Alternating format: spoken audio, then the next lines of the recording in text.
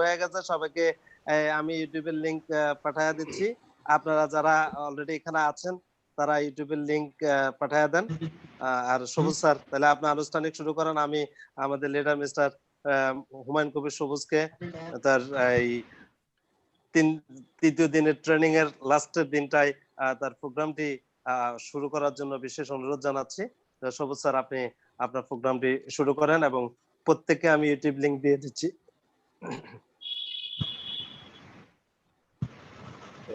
Thank you সবাইকে। আসসালামু আলাইকুম। আশা করি সবাই খুব ভালো আছেন।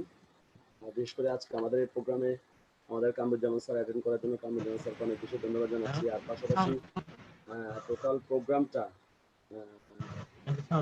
যার দায়িত্বে, যিনি একদম দক্ষ হাতে টোটাল ট্রেনিংটা যিনি মনিটরিং করতেছেন একদম দায়িত্ব সহকারে, ওকে আমাদের সবার আমি বলবো যে বিজনেস গুরু বা পথ নির্দেশক আমাদের শামসুজ্জামান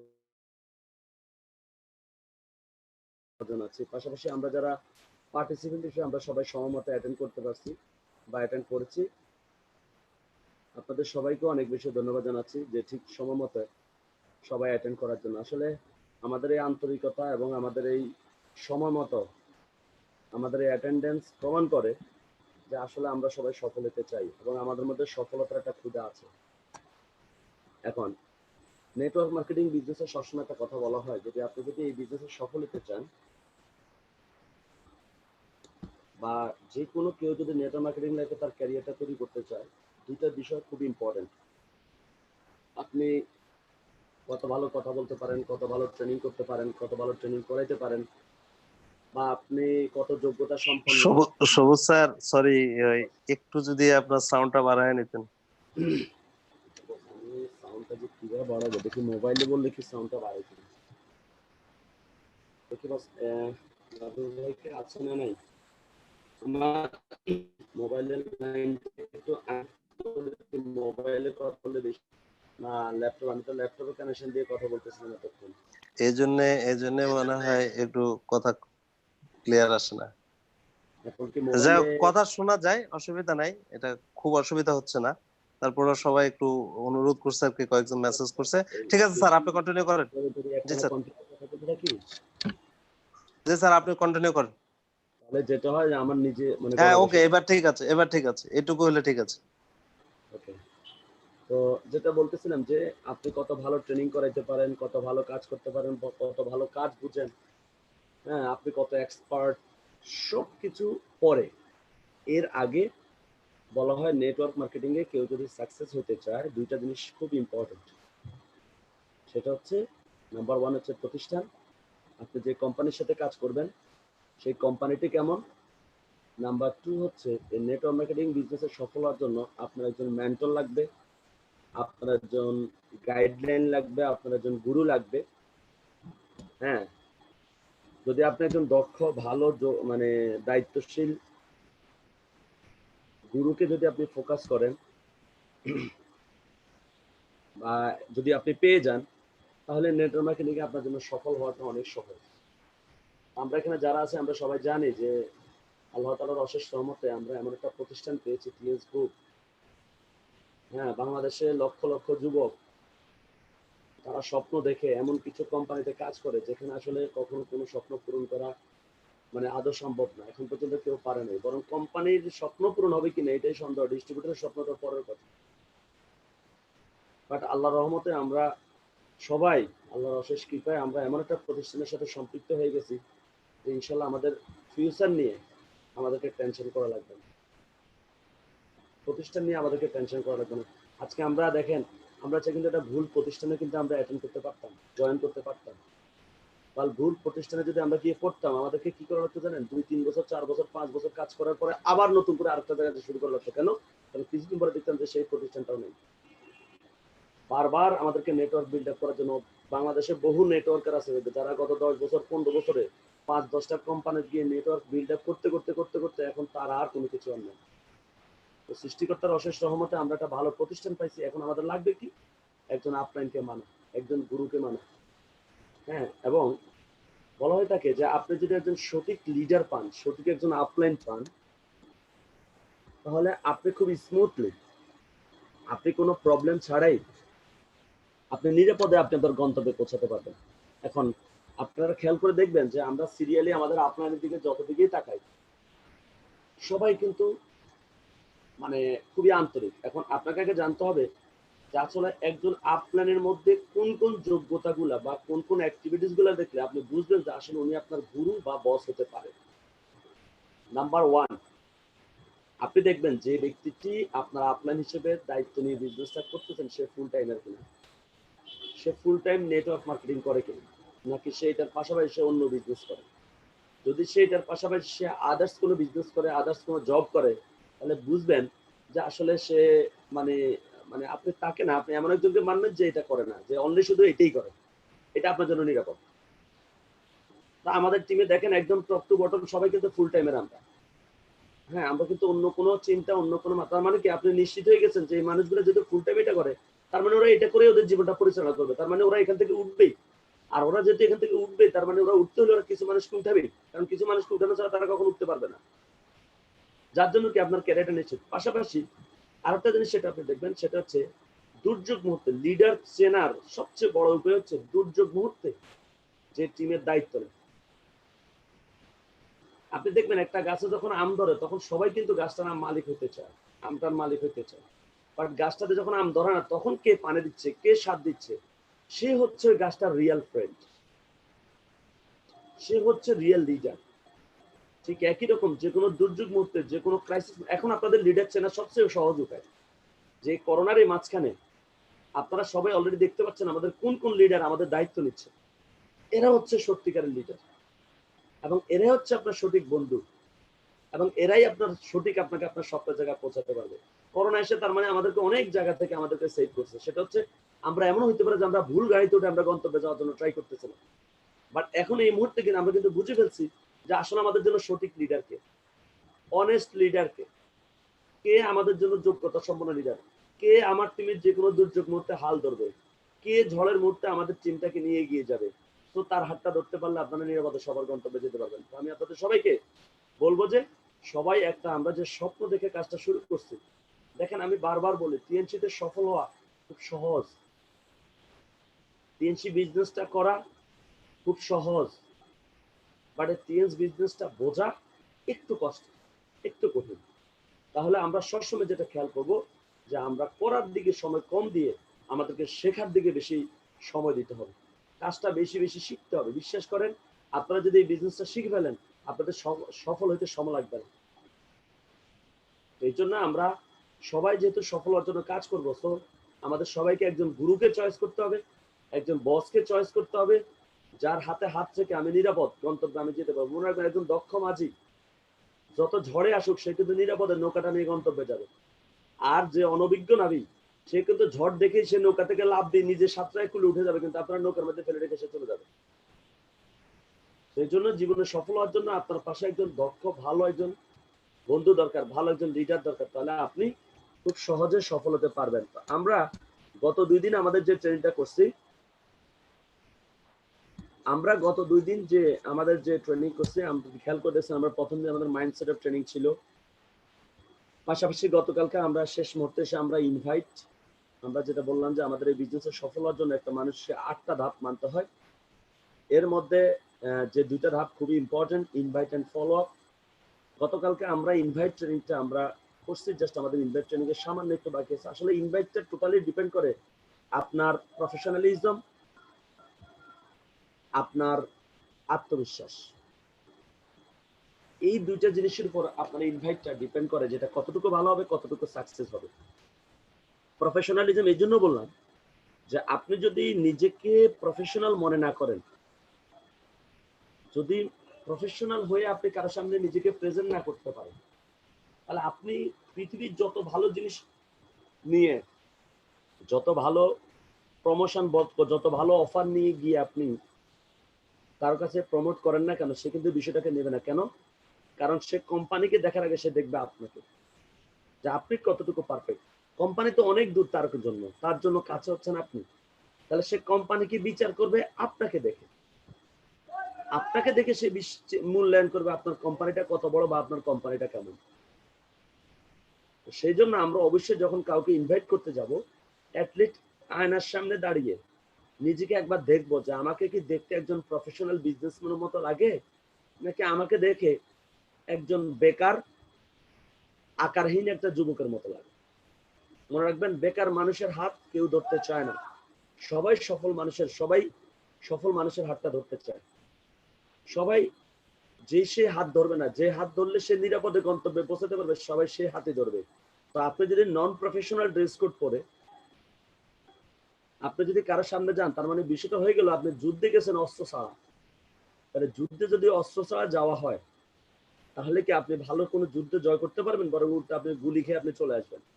আমাদের অধিকাংশ ডিস্ট্রিবিউটর তাদের রেজাল্ট কম আসার পেছনে অন্যতম কারণ হচ্ছে তাদের এই প্রফেশনালিজমের অভাব। আমি আবারও সবাইকে রিকোয়েস্ট করতেছি, ভাই, অনেকের হয়তো বা প্রথম লজ্জা লাগবে যে কি বলেন, আমি শার্ট প্যান্ট করে আমাদের রাস্তা দিয়ে হাঁটবো। ওকে, সো ভাই এই চিন্তা করলে তাহলে আমাদের জীবনে সফলতা আসবে না। সো সবাই অবশ্যই ড্রেস কোডটা চেঞ্জ করে নেবেন আজকে থেকেই, যেহেতু আজকে থেকে আপনারা অ্যাকশনে নেমে যাবেন, আজকে ট্রেনিং এর পর থেকেই। তো আজকে থেকে আপনারা অবশ্যই আপনাদের ড্রেস কোডটা ঠিক করে ফেলবেন। মাস্ট বি শার্ট প্যান্ট করবেন, ব্যাগ নেবেন, আপনার ব্যাগে অবশ্যই আপনার ভিজিটিং কার্ড থাকতে হবে, বিজনেস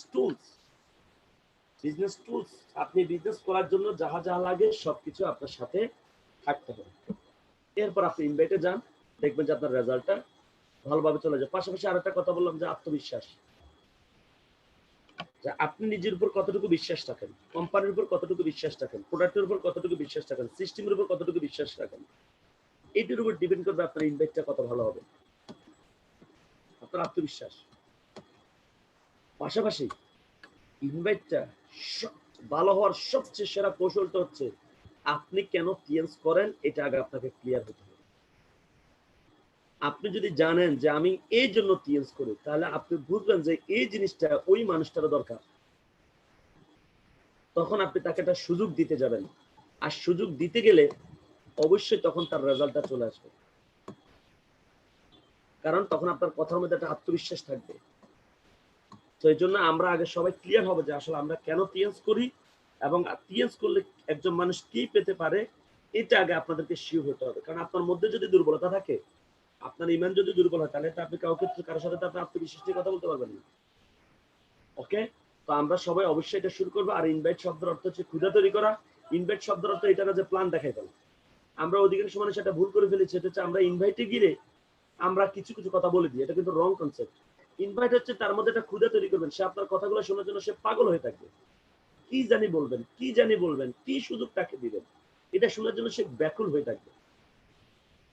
একটা ক্ষুধার্ত বাঘ, ধরেন গত সে 1 সপ্তাহ খাবার খায় নাই, 10 দিন খাবার খায় নাই, তার সামনে যদি হঠাৎ করে একটা হরিণের বাচ্চা পড়ে, সেটাকে ধরবে কিভাবে বলেন তো? চুম্বকের মতো ধরে ফেলবে না? ঠিক একই রকম আপনি যখন একটা মানুষের মধ্যে যখন ক্ষুধা তৈরি করেন, যখন তার মধ্যে ক্ষুধা তৈরি করতে পারবেন, তখন আপনি তাকে বিজনেস প্ল্যানটা দেখানোর সাথে সাথে দেখে সে খুব দ্রুত ক্যাচ করে ফেলবে। আপনি তাকে যাই বলবেন সাথে সাথে সেটাকে ক্যাচ করে ফেলবে। সেই জন্য আমরা সবাই এখন প্রশ্ন হচ্ছে ক্ষুধা কিভাবে তৈরি করবেন এবং কোন প্রফেশনের মানুষকে, মানে কোন প্রফেশনের মানুষের মধ্যে কি বললে তার মধ্যে একটা ক্ষুধা তৈরি হবে। এখন আমরা এই বিষয়টা নিয়ে আমরা সবাই আলোচনা করব। আসেন, হাউ ইউ স্টার্ট ইনভাইট, কিভাবে আমরা সবাই ইনভাইট করব। প্রথম হচ্ছে, যেহেতু প্রফেশন ওয়াইজ মানুষ আছে আমাদের সমাজে, আমরা এক এক প্রফেশনের মানুষকে এক এক ভাবে ইনভাইট করব, কারণ এক এক মানুষের নিড এক এক রকম। একটা মানুষকে আপনি যদি আমাদের উদ্দেশ্যটাকে দেখেন, আপনি যখন কাউকে ইনভাইট করতে যান, সে কিন্তু টিএনসির ব্যাপারে সে কিছুই জানেন না, নাম্বার 1। নাম্বার 2 হচ্ছে টিএনসি ব্যাপারে সে কিন্তু এখনো তার মধ্যে দ্বিমত আছে। যদি একমত হতো তাহলে সে আপনি যাওয়ার আগে সে জয়েন করে দেবে। যেহেতু সে এখনো জয়েন করে না, তার মানে টিএনসির ব্যাপারে তার দ্বিমত, আপনার সাথে সে একমত না। তাহলে আপনার দায়িত্ব হচ্ছে তাকে ঐক্যমত, তাকে আপনার মতে নিয়ে আসা। এখন তাকে কিভাবে আপনি একমত করবেন, তাকে কিভাবে আপনি আপনার লাইনে নিয়ে আসবেন, এটা আসার বেস্ট কৌশল হচ্ছে মানুষের দুর্বল পয়েন্ট বের করে ওই দুর্বলতার সমাধান দেওয়া। একটা মানুষ কি চাচ্ছে, একটা মানুষ গরু মাংস পছন্দ করে, এখন আপনি তাকে সারাক্ষণ মাছ মাছ বলতেছেন, মাছ খান, আমাদের এখানে মাছ পাওয়া যাবে, সে তো খাবে না, সে তো গরু মাংস পছন্দ করে, তাহলে আপনি তারা মাছ দিতে হবে না। আরেকজন ব্যক্তি আবার আলু ভর্তা পছন্দ করে, সবজি পছন্দ করে, এখন আপনি তারা বারবার গরু মাংসের অফার দিচ্ছেন, তাহলে সে তো কখনোই গরু মাংস নেবে না, সে তো সবজি পছন্দ করে। গরু মাংস তার কাছে বিরক্তিকর বিষয়। তাহলে যখন আপনি কাউকে ইনভাইট করতে যাবেন, আপনি তার সাথে প্রথমে 5-7 মিনিট 10 মিনিট কথা বলে আপনার ক্ষুধাটা, তার নিডটা আগে আপনাকে আইডেন্টিফাই করে ফেলতে হবে। এবং নিডটা যখন আপনি আইডেন্টিফাই করবেন, সাথে সাথে আপনি এটা সলিউশন দেবেন না। আপনি তাকে জানাই আসবেন যে আপনার এই ক্ষুধাটার সমাধান আমার কাছে আছে, আপনার এই নিডটার সলিউশন আমার কাছে আছে। সাথে সাথে সলিউশন দিলে তো এটার মর্মটা সে বুঝবে না, বলবেন যেটা সলিউশন আমার কাছে আছে, তখন সেই সলিউশনের জন্য সে আপনার পিছু পিছু ঘুরবে। তাহলে আমরা অবশ্যই মানুষের নিডটা আগে জানবো, সে কি চাচ্ছে। আন্দাজে গিয়ে বলে ফেলবো না যে আসেন আমি টিএনসি করি, আপনিও টিএনসি করেন। এই কথা এরকম বললে কখনো সঠিক ইনভাইট হবে না। আসেন আমরা প্রফেশন ওয়াইজ আমরা একটু একে একে দেখি যে কোন প্রফেশনের মানুষের নিড কি। নাম্বার 1 হচ্ছে স্টুডেন্ট। এখন আপনার কাজ হচ্ছে স্টুডেন্টের দুর্বল পয়েন্ট খুঁজে বের করা, সে কোন দুর্বলতায় আছে, তার কোথায় ঘাটতি আছে।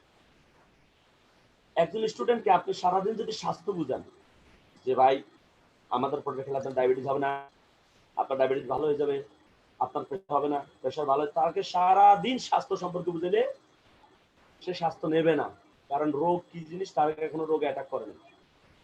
বাট একজন বৃদ্ধ 60 বছরের উপরে, তাকে যদি আপনি আবার স্বপ্ন দেখেন ভাই আপনাকে আমি আমেরিকা ঘুরতে নিয়ে যাব, আপনি নতুন জামা পরবেন, আপনি একটা অ্যাপাচি বাইক অথবা একটা R15 বাইক আপনাকে কিনতে পারবেন আপনি টিএনসি করলে, ওই 60 বছরের উপরে বেটা সে কিন্তু মোটর বাইক তার পছন্দ না, বিদেশ ভ্রমণ সে চাচ্ছে না, তার জন্য ইম্পর্টেন্ট হচ্ছে স্বাস্থ্য।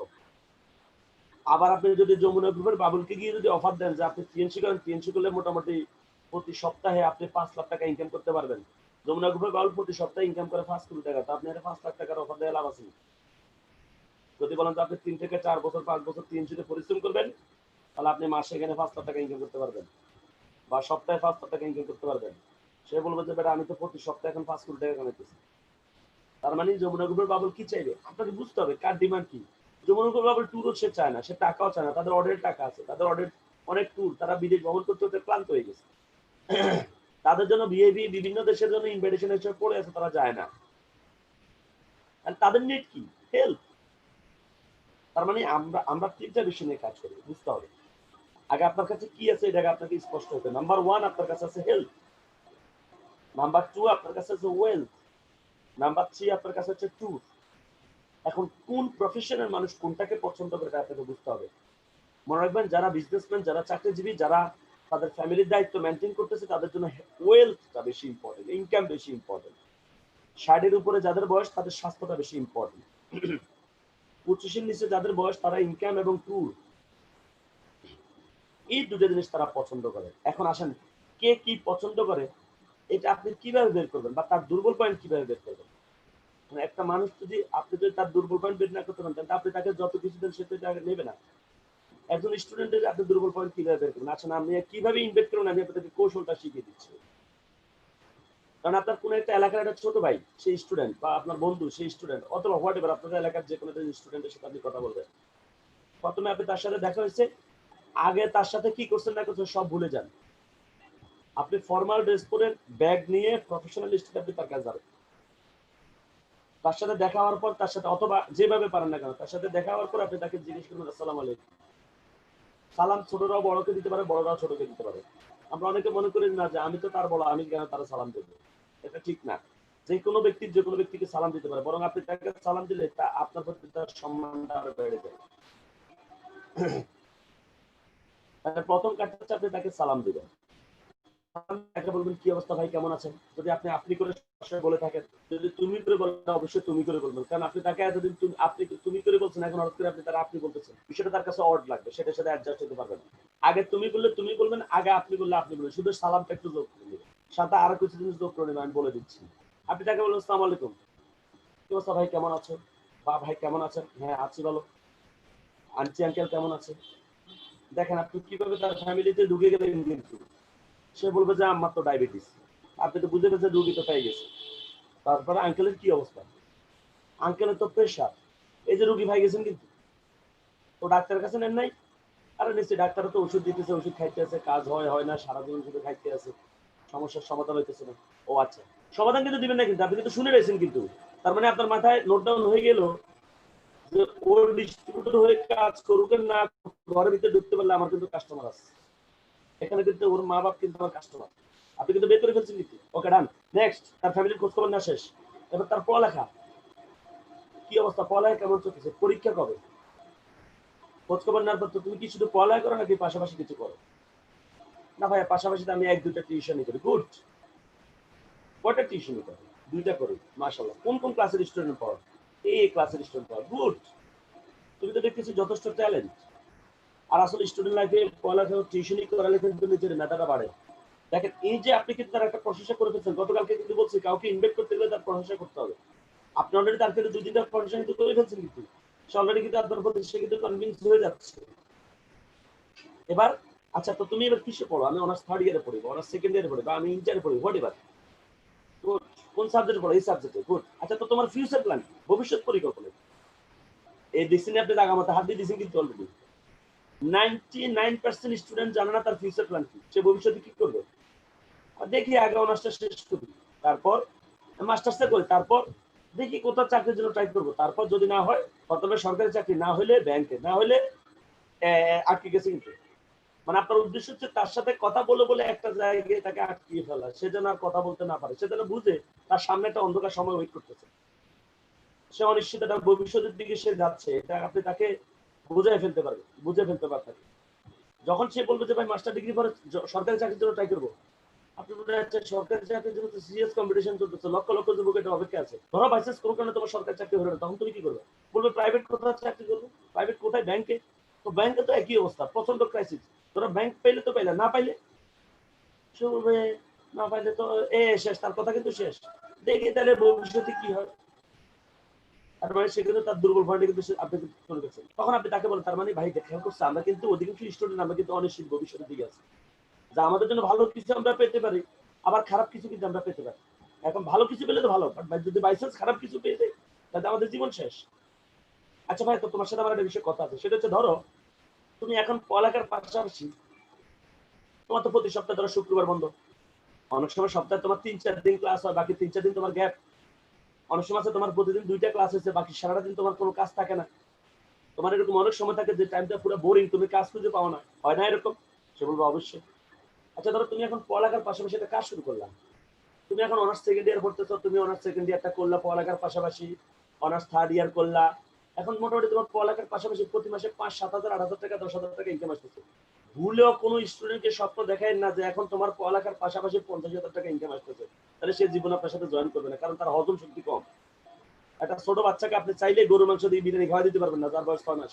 3 মাস বয়সের বাচ্চাকে আপনি বিরিয়ানি খাওয়া দিতে পারবেন? তো আপনি যদি কোনো স্টুডেন্টকে যদি 50,000 টাকা ইনকামের অফারটা দেখান, সুযোগটা দেখান, এটা তার কাছে হয়ে যাবে 3 মাসের বাচ্চাকে আপনি বিরিয়ানি খাওয়া দিলেন, বদহজম হয়ে যাবে কিন্তু। এটা সে হজম করতে পারবে না, তার সর্বোচ্চ ক্যাপাসিটি 10,000 টাকা, আপনি তারা 50,000 টাকা বলতেছেন, তাহলে এটা তো তার জন্য বদহজম। তাহলে আপনি তাকে কি বলবেন, তুমি এখন পড়ালেখার পাশাপাশি অনার্স 3rd ইয়ার করলা, 4th ইয়ার করলা, মোটামুটি পড়ালেখার পাশাপাশি তোমার মাসে 10-15 টাকা ইনকাম আসতেছে। এরপর তুমি মাস্টার ডিগ্রি করলা, পাশাপাশি এটাও করলা, তোমার মাসে মাসে 20-25 টাকা ইনকাম আসতেছে। আগামী 4-5 বছর কাজ করতে করতে মোটামুটি তোমার এমন একটা অবস্থা হলে মাসে 30-40 হাজার টাকা ইনকাম তোমার আসতেছে।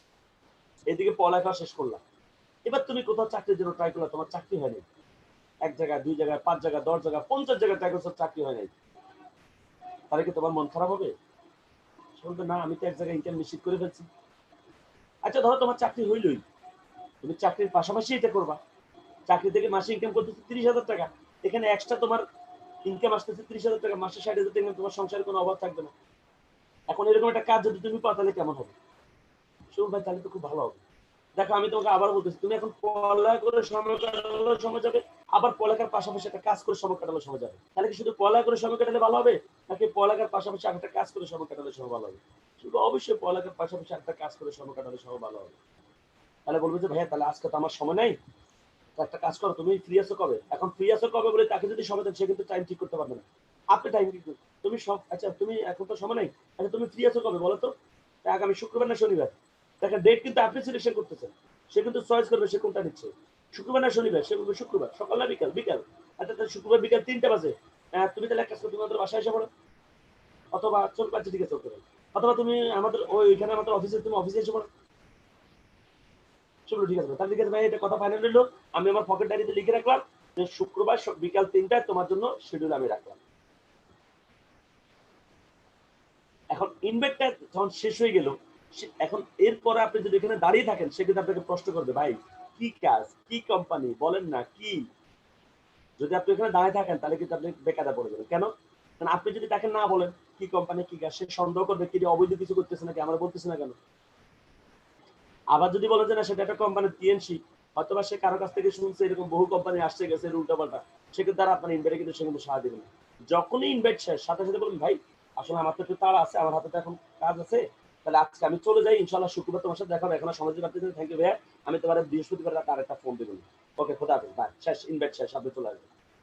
এখন এই ছেলেটার ভিতরে কিন্তু এটা নিয়ে ক্ষুধা তৈরি হবে। সে চিন্তা করবে কি কাজ, কি এমন কাজ, কি এমন, মানে সে এত তৃষ্ণার্ত হয়ে থাকবে এটা শোনার জন্য। যেদিন আসবে ইনস্ট্যান্ট তাকে আবার 1 মিনিটের একটা শর্ট ইনভাইট করে আপনি তাকে প্ল্যান শুরু করে দিবেন। ওকে, তাহলে এটা হচ্ছে কি, তাহলে আমরা কিন্তু স্টুডেন্টের দুর্বল পয়েন্ট বের করে ফেললাম। তাহলে স্টুডেন্টকে কখনো ব্যবসার কথা বলা যাবে না, কারণ স্টুডেন্টরা ব্যবসারে ভয় পায়। স্টুডেন্টদেরকে কখনো চাকরির কথা বলা যাবে না, কারণ তারা চাকরিকে ভয় পায়। স্টুডেন্টকে বলতে হবে কাজ, পড়ালেখার পাশাপাশি কাজ, এবং তার ইনকাম হচ্ছে 10,000-এর নিচে স্টুডেন্ট লাইফে, এর বেশি তাকে দেখানো যাবে না। ওকে, এটা আমরা স্টুডেন্টকে তাহলে আমরা ইনভাইটে শিখে ফেললাম। নাম্বার 2 হচ্ছে যারা সার্ভিস হোল্ডার তারা কলিগ। এখন তার নিড কি আপনার বুঝতে হবে। সে অর্থনৈতিক ক্রাইসিসে আছে, এটা 100% শিওর। সে স্বাস্থ্যের চেয়ে বেশি বিপদে আছে, অর্থনৈতিক ক্রাইসিস। সে খুঁজতেছে চাকরির পাশাপাশি কিভাবে একটা ইনকাম বাড়ানো যায়। তার টাকা আপনি এবার একইভাবে কথা বলবেন, প্রথম হচ্ছে তার ফ্যামিলি খোঁজ খবর, কারণ আপনার তো কিছু পেশেন্টও লাগবে। তাকে সে প্রোডাক্টটা নেবে কখন, দেখেন স্টুডেন্টকে আপনি যখন প্ল্যানটা দেখাবেন, আমি আবার বলি ছাত্রকে আপনি যখন প্ল্যানটা দেখাবেন, প্ল্যানটা দেখানোর পরে আপনি সে যে জয়েন করবে, আপনি তো জানেন তার মায়ের ডায়াবেটিস, তার বাবার প্রেশার, তখন আপনি তাকে ওই প্রোডাক্ট আলোচনা যখন করতে যাবেন, সেখানে আপনি ডায়াবেটিসের প্রোডাক্টটাকে একটু হাইলাইট করবেন। যখন ডায়াবেটিসের প্রোডাক্টকে হাইলাইট করবেন, তার মাথা কিন্তু তার মায়েরটা হিট করবে, তাহলে আমার মার জন্য এটা লাগবে। প্রেশারের প্রোডাক্টটাকে হাইলাইট করবেন, তখন তার মাথা কাজ করবে যে আমার বাবার জন্য প্রোডাক্টটা লাগবে। তাহলে সে বুঝবে কিন্তু মার আর বাবার তো প্রোডাক্ট লাগবে, তো প্রোডাক্ট কিনলে তো আমার জয়নিং, তাহলে আমি করতে পারি। দেখবেন জয়নিংটা কিন্তু হয়ে গেছে। কিন্তু কলিগরা একই অবস্থা, আপনি যখন তার মা বাবার খোঁজ খবরটা নেবেন, আপনি বুঝতে পারলেন তার ঘরের মধ্যে কোনটার প্রোডাক্ট লাগবে, কোন রোগী আছে তার ঘরের মধ্যে। তাহলে আপনি যখন তাকে মার্কেটিং প্ল্যানটা দেখাবেন, ওই প্রোডাক্ট গুলোকে আপনি একটু হাইলাইট করে দিবেন, একটু বেশি কথা বলে দিবেন। তাহলে কি হবে, তাহলে হবে যে সে তো বুঝবে যে আমার মায়ের বাবার জন্য তো প্রোডাক্টটা লাগবেই, তাহলে প্রোডাক্ট কিনলে তো আমার কাজটা শুরু হয়ে যায়, তাহলে আমি করবো না কেন। ওকে, এই জন্য যার সাথে কথা বলবেন অবশ্যই আগে প্রথম শর্ত হচ্ছে তার ফ্যামিলির খোঁজ খবর নেবেন, এবং ফ্যামিলির খোঁজ খবর নিলে কি হয়, একটা আন্তরিকতা তৈরি হয় তার সাথে। তাহলে কলিগদের হচ্ছে কি, প্রথমে তার খোঁজ খবর নেবেন, কি অবস্থা, চাকরি কেমন চলতেছে, কি অবস্থা পরিবারের, মা বাবার ফ্যামিলি সবার খোঁজ খবর নেওয়ার পর হচ্ছে চাকরির খোঁজ খবর নেবেন। তখন সে দেখবেন অনেক সমস্যার কথা বলবে, কি ভাই বললেন না যে চাকরি করতেছি, যে বেতন পাচ্ছি, মায়ের চিকিৎসা তারপরে হচ্ছে না ভাই, খুব ক্রাইসিসে আছি। আপনি বলবো, তাকে বলতে পারেন যে তো ভাই আপনার শুক্রবার তো বন্ধ, শুক্রবার ছেড়ে তো পার্ট টাইম কিছু একটা করতে পারেন, অথবা প্রতিদিন তো 5টার পরে ডিউটি শেষ হয়ে যায়, তো 5টা থেকে রাতে 10টা পর্যন্ত আপনি কি করেন। সে বলবে যে 5টা থেকে 10টা পর্যন্ত আমি তো কিছু করি না, তো যেটা আপনার অর্থনৈতিক ক্রাইসিস আছে পাশাপাশি কিছু করেন। সে বলবে ভাই আমি কি করবো, আমি তো কোনো কাজ খুঁজে পাইতেছি না। এটা এবার পাই গেছেন কিন্তু আপনি জায়গা মতো টার্গেট নিয়ে আসছেন আপনি। এবার তাকে বলেন যে আসলে ভাই আমি তো একটা কাজ করতেছি, তো আপনি চাইলে আমার সাথে কাজটা করতে পারেন। চাকরিজীবীকে চাকরি ভাষায় কিন্তু ব্যবসা দেখাবেন না, ওরা কিন্তু কি ব্যবসাটা ভয় পায়। আবার চাকরি ভাষায় চাকরিও দেখাবেন না, সে বলবে এক পেড়াতে শেষ, আরেক পেড়া আবার কাঁদে দেবো। তাকে দেখাবেন চাকরির পাশাপাশি একটা কাজ। ধরেন আপনার যদি এরকম একটা হয় যে আপনি চাকরির পাশাপাশি একটা কাজ করলেন, প্রতিদিন 5টা বাজে আপনার ডিউটি শেষ হয়, 6টা 7টা 2টা ঘন্টা করলেন, পাশাপাশি শুক্রবার দিনটা একটু সময় দিলেন, এটা করে মাসে যদি আপনার চাকরির পাশাপাশি 10, 15, 20 হাজার টাকা ইনকাম আসে, তাহলে কি সমস্যা আছে? শুনুন না, তাহলে কাজটা তো করা যায়। কি কাজ বলেন তো ভাই?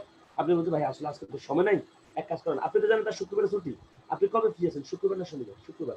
শুক্রবার সকাল না বিকাল? বিকাল। আচ্ছা তাহলে শুক্রবার বিকাল 3টা বাজে আপনি আমাদের বাসায় এসে পড়েন, অথবা আমি আপনার বাসায় যাবো, অথবা অফিস, ব্যাস টাইম ঠিক হয়ে গেল। এবার তখন ভাই তাহলে আজকে চলে যাচ্ছে, আমার একটা কাজ আছে জরুরি, তো ইনশাল্লাহ অমুক দিন। সে বলবে আচ্ছা একটু বলে দেন না কি কোম্পানি। আরে ভাই যে আপনার বলবো তো বললাম, আপনারা যেটা আমি বলেই ফেলছি আপনারা বলবো, তো ওই দিন আপনি আসেন, আসলে ইনশাল্লাহ কোনো টেনশন করেন না। ধরেন আর নেক্সট মান্থ থেকে আপনি চাইলে আপনার চাকরির পাশাপাশি আপনারা ইনকাম করতে পারবেন, এরকম একটা সুযোগ আপনার করে দেবেন, কোনো টেনশন করবেন না। ওকে, ইনশাল্লাহ এখন নিরাপদে বাড়িতে ঘুম দেন, আর কোনো টেনশন নেই, খোলা আছে ব্যাসের কথা বলা আপনি। এটা হচ্ছে কলিগ, যারা সার্ভিস হোল্ডার তাদেরকে। বন্ধু বান্ধব, ওকে, বন্ধু বান্ধব কয়েক জাতের আছে। কিছু আছে যে ফর্মাল ফ্রেন্ড, কিছু আছে ইনফর্মাল, এগুলোর মধ্যে কোনো ফর্মালিটিস মেনটেন করে না। আছে না কিছু বলতে পারেন আপনাদের, ওর সাথে কোনো ফর্মাল আচার আচরণ করলে সে আপনার সাথে ইনফর্মাল আচার আচরণ করবে, তাহলে ওর সাথে আপনি নিজে ইনফর্মাল আচার আচরণ করতে হবে। ক্লোজ বন্ধু যেগুলা দুষ্টামি ফাজলামি করে, ওইগুলোর প্রথমে কোনোভাবে বিজনেস প্ল্যান দেখাতে যায় না, যেটা আমি ভুল করছি।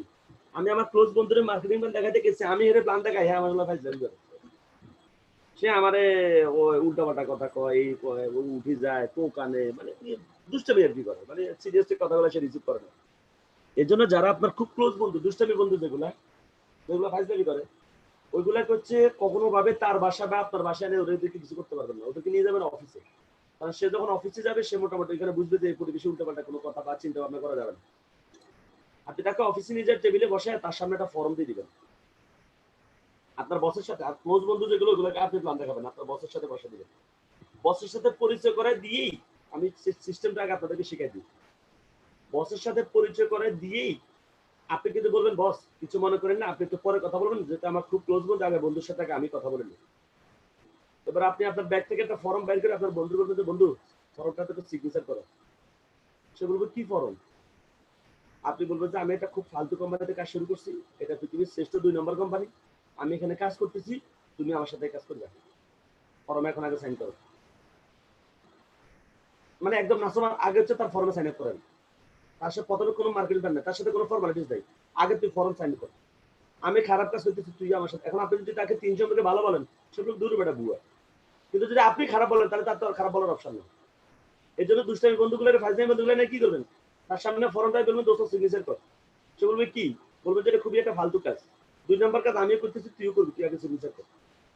সে বলবে তুই আগে আমার বুঝে তারপর আমি করবো। আপনি বলবেন আমি তো বলছি এটা ফালতু কাজ, তুই আমি করছি তুই করবি, তুই আর বন্ধুটা হ বন্ধু, আমি কেন করলে তুই করবি না কেন, তাহলে তুই কিসের বন্ধু? কর সিগনেচার কর আগে। সিগনেচার করলেই দেখবেন সিগনেচারটা যখন তাকে দিক করাবেন, এখন তার মনের মধ্যে কিন্তু একটা খেলা খেলবে যে ফর্মে যেহেতু সাইন আপ করে ফেলছে, আমাকে তো টাকা দিতে হবে। তার মানে তাহলে আগে ব্যবসাটা বুঝলো। এবার আপনি তাকে বলবেন দোস্ত ফর্মে যেহেতু সাইন আপ করছো, এবার তুমি আমাদের বিজনেসটা বলবে। তখন সে কিন্তু মনোযোগ দিয়ে সে কথাগুলো শুনবে।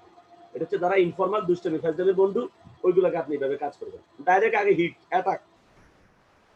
ওকে। আর যেগুলো ফর্মাল ফ্রেন্ড, ওদেরকে তো বললাম বন্ধুদের হচ্ছে তারা কি করবে, ফিউচার প্ল্যান কি, ভবিষ্যৎ পরিকল্পনা সে কি করবে, ওই জায়গা ধরে আপনি তাকে এটা ইনভেস্ট করে ফেলবেন। যারা আত্মীয় স্বজনকে প্রথমে ব্যবসার অফার দিবেন না, তাদেরকে প্রথমে হচ্ছে প্রোডাক্ট ইউজ। তার ফ্যামিলিতে কোন প্রোডাক্ট লাগবে? কোনো প্রোডাক্ট লাগবে না, পেস্ট তো লাগবে, পেস্ট দিবেন। চা খাওয়ার জন্য তো কোনো অসুবিধা লাগে না, চায়ের অফার দিবেন, টুথপেস্টের অফার দিবেন। যদি বলেন যে চা সে নেবে না, শুধু পেস্ট দিয়ে ঘরের ভিতরে ঢুকেন না, আগে প্রথমে টুথপেস্ট দিয়ে ঢুকবেন, এরপরে ফ্রুট এন্ড ভেজিটেবল কিনে দিয়ে ঢুকবেন, এরপরে ফ্রিজ ফ্রিবার দিয়ে ঢুকবেন। ঢুকেন না, ও প্রোডাক্ট খাবেন, আচ্ছা যা তুই প্রোডাক্ট খাইস না, কিন্তু আরো অফার আমার কাছে কি চাচ্ছে সে। আর টুথপেস্ট ব্যবহার করার পরে সে পজিটিভ হয়ে যাবে, তারপর ওকে যাই দিবেন সে তাই নেবে। আমরা দেখেছি একটা লোকের টুথপেস্ট, আত্মীয় স্বজনকে টুথপেস্ট দিবে, কেন জানেন? ওই দূরে একটা 4.5 ফিট, এগুলো আরে ভাই 4.5 দিতে হচ্ছে, আপনি ফিটে কাটছেন মাত্র, শুরু করলেন আর কি। ওকে, তাহলে আত্মীয় স্বজনকে প্রোডাক্ট দিয়ে আপনি শুরু করবেন। যারা গৃহিণী, হাউস ওয়াইফদের দুর্বল পয়েন্ট কি বলেন তো? প্রত্যেকটা ওয়াইফ কিছু একটা করতে চায়, এক টাকার জন্য হাজবেন্ডের কাছে হাত পাতা লাগে। তাকে বলবেন ঘর থেকে বের হওয়া লাগে না, ঘরে বসে আপনি এটা ইনকাম করবেন। আপনি তাকে বলবেন যে ধরেন আপনার স্বামী একটা ইনকাম করে সংসার চালাচ্ছে, আচ্ছা ঘরে বসে আপনি যদি মাসে 5-10 হাজার টাকা ইনকাম করতে পারেন কেমন হবে? সে বলবো ঘরে তো আমি অনেক সময় ফ্রি থাকি, তাহলে আমি করতে পারি, কি কাজ বলেন তো? ব্যাস, এই তো হয়ে গেল। ওকে। আগে কিন্তু সবার ক্ষেত্রে আমি বলে দিচ্ছি, সবার ক্ষেত্রে পরিবারের খোঁজ খবর আগে নিতে হবে। ব্যবসায়ী বিজনেসম্যানকে কোনোভাবে কাজ দেবে না, ব্যবসায়ীরা কাজ দেবে অপছন্দ করে, ব্যবসায়ীরা চাকরিকে অপছন্দ করে। ব্যবসায়ীদেরকে বলতে হবে এক ব্যবসার পাশাপাশি আরেকটা ব্যবসা, কিন্তু আগে কিন্তু তার মধ্যে ক্ষুধা তৈরি করতে হবে, যে বলতে হবে ফ্যামিলির খোঁজ খবর নেওয়ার পর বলতে হবে বিজনেস কেমন চলতেছে, তখন বুঝবেন যে বিজনেস সে কি চাপের মধ্যে আছে। তখন তাকে বলবেন যে আসলে সারা বিশ্বে যারা বিজনেস স্পেশালিস্ট, তারা বলছে একটা মানুষ কখনো একটা ব্যবসার উপর ডিপেন্ড থাকা ভালো না, সে যেন ব্যবসার পাশাপাশি সে যেন অন্য কিছু করে, আরেকটা ব্যবসা যেন করে। তাহলে আপনার একটা ব্যবসা কোনোটা সমস্যা হলে আপনার আরেকটা ব্যবসা দ্বারা আপনি এগিয়ে যেতে পারবেন। তখন সে বলবো ভাই এই ব্যবসা নিয়ে তো হিমশিম খাইতেছি, কোনো পুঁজি নেই, কোনো টাকা পয়সা নেই, কি করবো না করবো। আপনি বলবেন যে ভাই মনে রাখবেন পৃথিবীর বহু ব্যবসায়ী কোনো টাকা পয়সা ছিল না, কিন্তু এরপরে ব্যবসা করে সফল হয়েছে। ব্যবসা করতেই যে টাকা লাগবে এমন কোনো কথা নাই। আপনি কি চাইবেন যদি এমন কোনো সুযোগ থাকে যে মোটামুটি তেমন কোনো বড় পুঁজি ছাড়াই আপনি একটা বিজনেস করতে পারবেন, এরকম পুরো সুযোগ পাইলে কি আপনি করবেন? ওকে। যখন আপনি তার সাথে এইভাবে কথা বলবেন, তখন সে কিন্তু ব্যবসার পাশাপাশি, এবং সে দেখবে তার বড় কোনো পুঁজি দেওয়া লাগতেছে না, তখন অটোমেটিক্যালি সে আপনার সাথে সে কি করবে, সম্পৃক্ত হবে। এবার তাকে বলবেন যে ব্যবসার পাশাপাশি আরেকটা ব্যবসা। ওকে। তাহলে ব্যবসায়ীদেরকে কি দিবেন? বিজনেসের পাশাপাশি আরেকটা বিজনেস দিবেন ব্যবসায়ীদেরকে।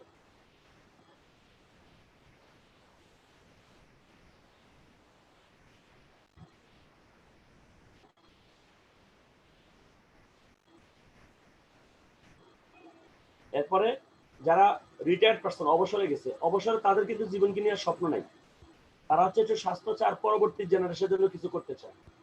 তাকে আপনি তার দুর্বল পয়েন্টটা বের করবেন, যে তার দুর্বল পয়েন্ট কি, সে সারা জীবন চাকরি করছে কিছু করতে পারে না, এটা 100% শিওর। ওটা বের করে ফেলবেন যে চাকরি করে কি অবস্থা, ছেলে মেয়েদের জন্য কিছু করতে পারছেন নাকি। তখন তো বোধহয় সে কান্না করে দিবে আপনার কাছে যে না রে ভাই, দেখতে দেখতে তো জীবনটা চলে গেল, কিছু তো করতে পারলাম না। এবার তাকে বলবেন যে আচ্ছা, তো এখন তো আপনার অনেক কিছু করার সময় বাকি আছে। আচ্ছা ধরুন আপনি এখন যে অবসর সময়গুলো কাটাচ্ছেন, কিছু একটা করে তো সময় কাটালে মানে ভালো হতো, শরীরটাও ভালো থাকতো। শরীর অবশ্যই, এখন এরকম তো কাজ তো পাচ্ছি না, আপনি বলবেন আমার কাছে একটা কাজ আছে, আপনি চাইলে কাজটা করতে পারেন। টাকা কিন্তু ব্যবসা চাকরি কোনো সুযোগ দিবেন না, কাজ দিবেন। তাকে কি বলবেন, ও গৃহিণীকেও কিন্তু কাজ দিবেন, গৃহিণীকে কিন্তু চাকরি ব্যবসা বলবেন না। রিটায়ার্ড পার্সন যারা আছে তাদেরকে বলবেন যে আচ্ছা ধরেন আপনি এখন যেহেতু রিটায়ারমেন্টে গেছেন, আপনার তো সারা জীবন অনেক অভিজ্ঞতা, আপনি জব যেহেতু করছেন, আপনার অভিজ্ঞতার কোনো শেষ নাই। তো আপনি এখন যদি এই অভিজ্ঞতা নিয়ে ধরেন আগামী 3-4 বছর আপনি একটা কাজ শুরু করলেন, কোনো একটা কাজ করে করে এমন একটা অবস্থা হলো যে বর্তমানে আপনার একটা ইনকাম আসতেছে, পাশাপাশি আপনার সময়টা ভালোভাবে কাটতেছে, কিন্তু কাজটা করার পর আল্লাহ মাফ করুক, আপনি যদি মারা যান, আপনার ছেলে মেয়ে এখান থেকে ইনকাম পাবে, আপনার ছেলে মেয়ে এখান থেকে লাইফ টাইম একটা সুযোগ সুবিধা হবে, তাহলে আপনি আপনার জন্য কেমন হবে এরকম কোনো কাজ পেলে। কারণ আপনি তো 30 বছর চাকরি করছেন, সে চাকরি দিয়ে কিন্তু আপনার ছেলে মেয়ে এখন কিছু পাচ্ছে না। বাট আগামী 3-4 বছর একটা কাজ করে যদি এমন হয় যে আপনার ছেলে মেয়ে এখান থেকে লাইফ টাইম সুযোগ সুবিধা হবে, তাহলে কেমন হবে। তুমি তার জন্য আমি কাজটা করবো, এবার ব্যাস শুরু হয়ে গেল। আবার আপনার তারা বলবেন ঠিক আছে ওকে, তাহলে অমুক দিন অমুক সময় আমরা বসতেছি, বসে আমরা আপনার সাথে বিষয়টা নিয়ে আলোচনা করবো। ওকে, মানে টোটাল সবগুলোর প্রথমে হচ্ছে ফ্যামিলির খোঁজ খবর, তারপরে প্রফেশন আসবেন, তারপর তার খুদেটা বের করে তাকে আপনি বলবেন যে এটা সমাধান আমার কাছে আছে। বেকার যারা, তার তো বুঝতে হচ্ছে কাজ খুঁজতেছে, তাকে বলবেন যে কবে থেকে শুরু করবে, সে বলবে জানি না। তো কবে পাবা সেটাও জানি না, কবে থেকে ট্রাই করতেছে, সে 2 বছর ধরে ট্রাই করতেছে। তো 2 বছরে একটা কিছু করলে তো তুমি এতদিন একটা অবস্থান তৈরি করে ফেলতে পারতা, তোমার সময় তো জীবন থেকে ঠিকই চলে যাচ্ছে। তো ভাই কি করবো, কাজ তো পাইতেছি না। আপনি হচ্ছে ঠিক আছে, তাহলে আমি একটা কাজ দিলে কাজটা করবা, একটা কাজ আছে আমি করতেছি, চাইলে আমার সাথে করতে পারো। এখন থেকে কাজ শুরু হয়ে গেলে তুমি এখন থেকে আমার সাথে কাজটা করতে থাকলা, মাসে 5-10 হাজার টাকা 15 টাকা ইনকাম আসলো, ওই দিকে তুমি চাকরি খুঁজো বা ব্যবসা যেটা খোঁজার তুমি খুঁজতে থাকো। চাকরি পেলে চাকরি করবে, এটা করবে, কিন্তু তুমি যদি কাজটা এখন থেকে কন্টিনিউ করো, তোমার সময়টা কাজে লেগে গেল। গত 2 বছর যেভাবে তোমার সময়টা নষ্ট হলো, বর্তমান সময়টা এভাবে নষ্ট হলো, সময়টা কাজে লেগে গেল। ওকে, তাহলে এইভাবে এক এক প্রফেশনের মানুষকে আমি আসলে আপনাদেরকে সিকোয়েন্স গুলো ধরিয়ে দিছি যে মানুষের দুর্বল পয়েন্ট বের করে কিভাবে ইনভেস্ট করবে। এখন ধরেন ইনভেস্ট শেষ, আপনি সবার থেকে টাইম নিছেন যে শুক্রবার বিকাল 3টা বাজে আসবে, আমরা একটা ভুল করে ফেলি কি জানেন, ধরেন এখন হয় আপনি প্ল্যান দেখাবেন, নয় আপনার আপলাইন প্ল্যান দেখাবে। যদি আপনার আপলাইন প্ল্যান দেখায়, আমরা অনেকে একটা ভুল করে ফেলি, তাকে আগে থেকে কোনো প্রস্তুতি নিয়ে আসি না। মনে রাখবেন যখন গেস্টটা আপনার কাছে আসবে, আপনি প্রথমেই নিচেই তাকে বলবেন যে ভাই তোমাকে এখন যার কাছে নিয়ে যাব, সে কিন্তু আমাদের এই কোম্পানির অনেক সিনিয়র, খুব ভালো অবস্থানে আছে, তার হাতে সময় নাই, আমি তোমার জন্য তার কাছ থেকে আধা ঘন্টা শিডিউল নিছি, তো তুমি এখন আগে তোমার ফোন সাইলেন্ট করো, ওনার আলোচনার মধ্যে যেন তোমার ফোনটা যেন না বাজে। তাকে হাইলাইট করবেন, তাকে যাকে দিয়ে আপনি প্ল্যানটা দেখাবেন তার ফোনটা সাইলেন্ট করে ফেলবেন। কারণ আপনি যখন আপনার আপলাইনের সাথে প্রথম সাক্ষাৎ করেন, প্রথম পরিচয় আপনার আপলাইন তাকে যদি বলে আপনার ফোনটা একটু সাইলেন্ট করেন, এটা এটা একটু অড দেখা যায়। যেটা আপনার কাছের মানুষ, আপনি বলে ফেললে তো এটা খুব সিম্পলি সমাধান হয়ে যায়। আমি আবারও রিকোয়েস্ট করতেছি, আমি অনেকটাই দেখি অনেকে আমার সামনে অনেক গেস্ট বসায়, বাট গেস্টের ফোনটা বাজে, তখন আমার খুব দুঃখ লাগে। এখন তখন দেখা যাচ্ছে আমি নিজে তখন আর ফর্মালিটিজ আমি আর মেনটেন করতে পারি, তখন আমি নিজে বলে ফেলি, বাট এটা বলার পর দেখা যাচ্ছে সেটাকে অনেক সময় অনেকে এটাকে পার্সোনালি নিয়ে যায়। বাট যেটা আপনার ক্লোজ লোক, আপনি কিন্তু বললে কিন্তু জিনিসটা কিন্তু সমাধান হয়ে যায়। আপনি বললে কিন্তু ফোনটা আপনি চ্যালেঞ্জ করে কিন্তু আপনি নিয়ে আসতে পারেন। ওকে, তো আমরা এই কাজটা করবো, তাহলে সে বিষয়টাকে সিরিয়াসলি নেবে, কি রে আগে থেকে আমাকে অ্যালার্ট করতেছে, সে কিন্তু আগে থেকে কিন্তু মানসিক একটা প্রস্তুত থাকবে, না আমি এখানে গিয়ে উল্টাপাল্টা করা যাবে না, মনোযোগ দিয়ে আমাকে একটু সিরিয়াস একটা টাইম আমাকে কাটাতে হবে। কারণ আপনি তাকে আপনার সিনিয়রের সাথে দেখাতে যাচ্ছেন। এখন এবার তাকে অফিসে নিয়ে যাবেন, এখন আপনি অফিসে নিয়ে গিয়ে ধরেন ধরেন আপনারা 2 বন্ধু, একজন হচ্ছে রহিম, একজন হচ্ছে করিম, এখন রহিমের গেস্ট করিমকে দিয়ে প্ল্যান দেখাবে। হ্যাঁ, এখন আপনি যদি এই করিম মে দেখি আমার বন্ধুটার প্ল্যানটা দেখা দিত, তো আপনার বন্ধু কি করিমের কথা শুনবে? ভুলও কিন্তু এই কাজগুলো করবেন না। আমি রিকোয়েস্ট করি, অনেক সময় আছে ধরেন আমাদের জসিম ভাই ছোট, কামাল ভাই বড়, এরপরেও কামাল ভাই কোনোভাবে কোনো গেস্ট আনলে জসিম তুমি একটু ওনাকে একটু প্ল্যানটা দেখাই দাও তো ভাইয়া, এটা যেন না বলেন। কামাল ভাই অবশ্যই জসিম ভাইকে বলবে জি বস, আপনি একটু কাইন্ডলি বস যদি আমার এই ফ্রেন্ডকে যদি একটু প্ল্যানটা দেখাতেন। হইতে পারে আপনি একটু পরে আপনি কামাল ভাই আপনি জসিমকে তুই বলেন, কোনো সমস্যা নেই, আপনার ছোট সমস্যা নেই, বাট যখন আপনার গেস্ট আসবে তখন আপনি তাকে আপনি বলবেন। একই রকম ইলিয়াস ভাই, শিবচরের আমাদের ইলিয়াস ভাই যদি থেকে থাকেন, আমি জাস্ট এক্সাম্পল দিচ্ছি, মানে এরা হচ্ছে একজন সিনিয়র একজন জুনিয়র, মানে একজন বয়সে বেশি একজন ছোট, তারপর আমি এক্সাম্পল দিচ্ছি, কারণ আমি তো আপনাদের অনেকে হয়তো চিনি না, সেজন্য বলতে পারতেছি না, যাদের কথা আমার মাথায় আছে সেই হিসেবে বলতেছি। হ্যাঁ, বা সাবিনা আপু যদি রনিকে বলে, রনি তুমি একটু প্ল্যানটা দেখাই দাও তো, নো, এসে বলতে হবে বস, বস কাইন্ডলি আমার গেস্টকে একটু যদি আপনি একটু সময় দিতে প্ল্যানটা দেখাতেন, তখন সে কিন্তু তাকে অন্যভাবে রিসিভ করে। আর যদি বন্ধু, তুই, তুমি, তখন সে বলে দূর আমার কি প্ল্যান দেখাবে। Be serious please. আমাদের ছোট্ট ছোট্ট ভুলের কারণে আমাদের কাজগুলো নষ্ট হয়ে যায়। এই ছোট্ট ছোট জিনিসগুলো আমরা মেনটেন করবো, প্লিজ রিকোয়েস্ট।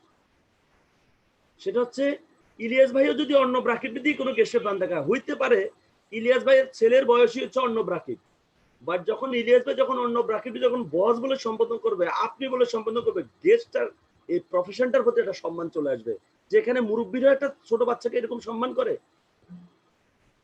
প্লিজ এই ছোট্ট ছোট্ট কিছু সিকোয়েন্স যদি আমরা মেনটেন করতে পারি, আমাদের কাজ কয়েক গুণ বেড়ে যাবে। তাহলে আমরা অবশ্যই আপনার আপলাইন, সেটা হতে পারে আপনার বন্ধু, সেটা হতে পারে আপনার ছোট, হোয়াট এভার যাই হোক না কেন, আপনি অবশ্যই তাকে আপনি আপনি বলবেন, বস বলে সম্বোধন করবেন প্লিজ, এবং ফোনটা সাইলেন্ট করে ফেলবেন। অনেক সময় আমরা এরকম করি যে আমরা গেস্টের ফোন সাইলেন্ট করছি, নিজের ফোনটা বাজে। এইটার মতো একটা মানে কমন সেন্সলেস কাজ, বা এটার মতো একটা ভুল কাজ আর একটা অনেক। কারণ যখন আপনার ফোনটা বাজে, তখন গেস্টে বলবে কি রে, ও আমার ফোন বন্ধ করেছে কিন্তু ওর ফোনটা দেখে অন আছে, তার মানে তো এদের কথার কাজে কোনো ঠিক নেই। ওকে, তো আপনার ফোনটা অবশ্যই সাইলেন্ট করবেন। পাশাপাশি অনেকে একটা ভুল করে ফেলেন, আপনার গেস্টটাকে অফিসে নিয়ে আসছেন, আপনি প্রথমত যার সাথে বসে প্ল্যানটা দেখাবেন, আপনি এসে সবার সাথে পরিচয় করাই দিবেন। আমরা এনে আপনার সামনে বসাই দিই, আরে ভাই আপনি কারে বসাই দিচ্ছেন, কেন বসাই দিচ্ছেন, আর সে কি জানে কিছু? আপনি তো তার সাথে এনে পরিচয় করে দিবেন, তাদের প্রথম দেখা, যে বস পরিচিত হন, আমার বন্ধু, ওনার সাথে। কিন্তু আমরা আবার একটা ভুল করে ফেলি, পরিচয় কেন করে দিই জানেন? যে বস আজকে এই যে আমাদের এই ভাইকে নিয়ে আসছি, আপনি জানেন এই ভাইকে, এই ভাই ডিসি, এসপি, কোটি কোটি টাকার মালিক। বস আপনার প্রতিদিন সকালবেলা একবার কিনতে পারবে, বিকেলে একবার বেচতে পারবে। কি করলেন আপনি? বসের কাছে তাকে নিয়ে আসছেন একটা সুযোগ দেওয়ার জন্য, এখন আপনি বলছেন কি তাকে হাইলাইট করছেন, বসকে ছোট করে ফেলছেন। কোনোভাবেই কোনো গেস্টকে যখন এনে পরিচয় করা দিবেন আপনার আপলাইনের সাথে, সেখানে গেস্টকে কোনোভাবে হাইলাইট করা হবে না। আপনি গেস্টকে কোনোভাবে হাইলাইট করবেন না। গেস্ট আপনার বন্ধু, আপনার আত্মীয়, অতটুকুর মধ্যে রাখেন।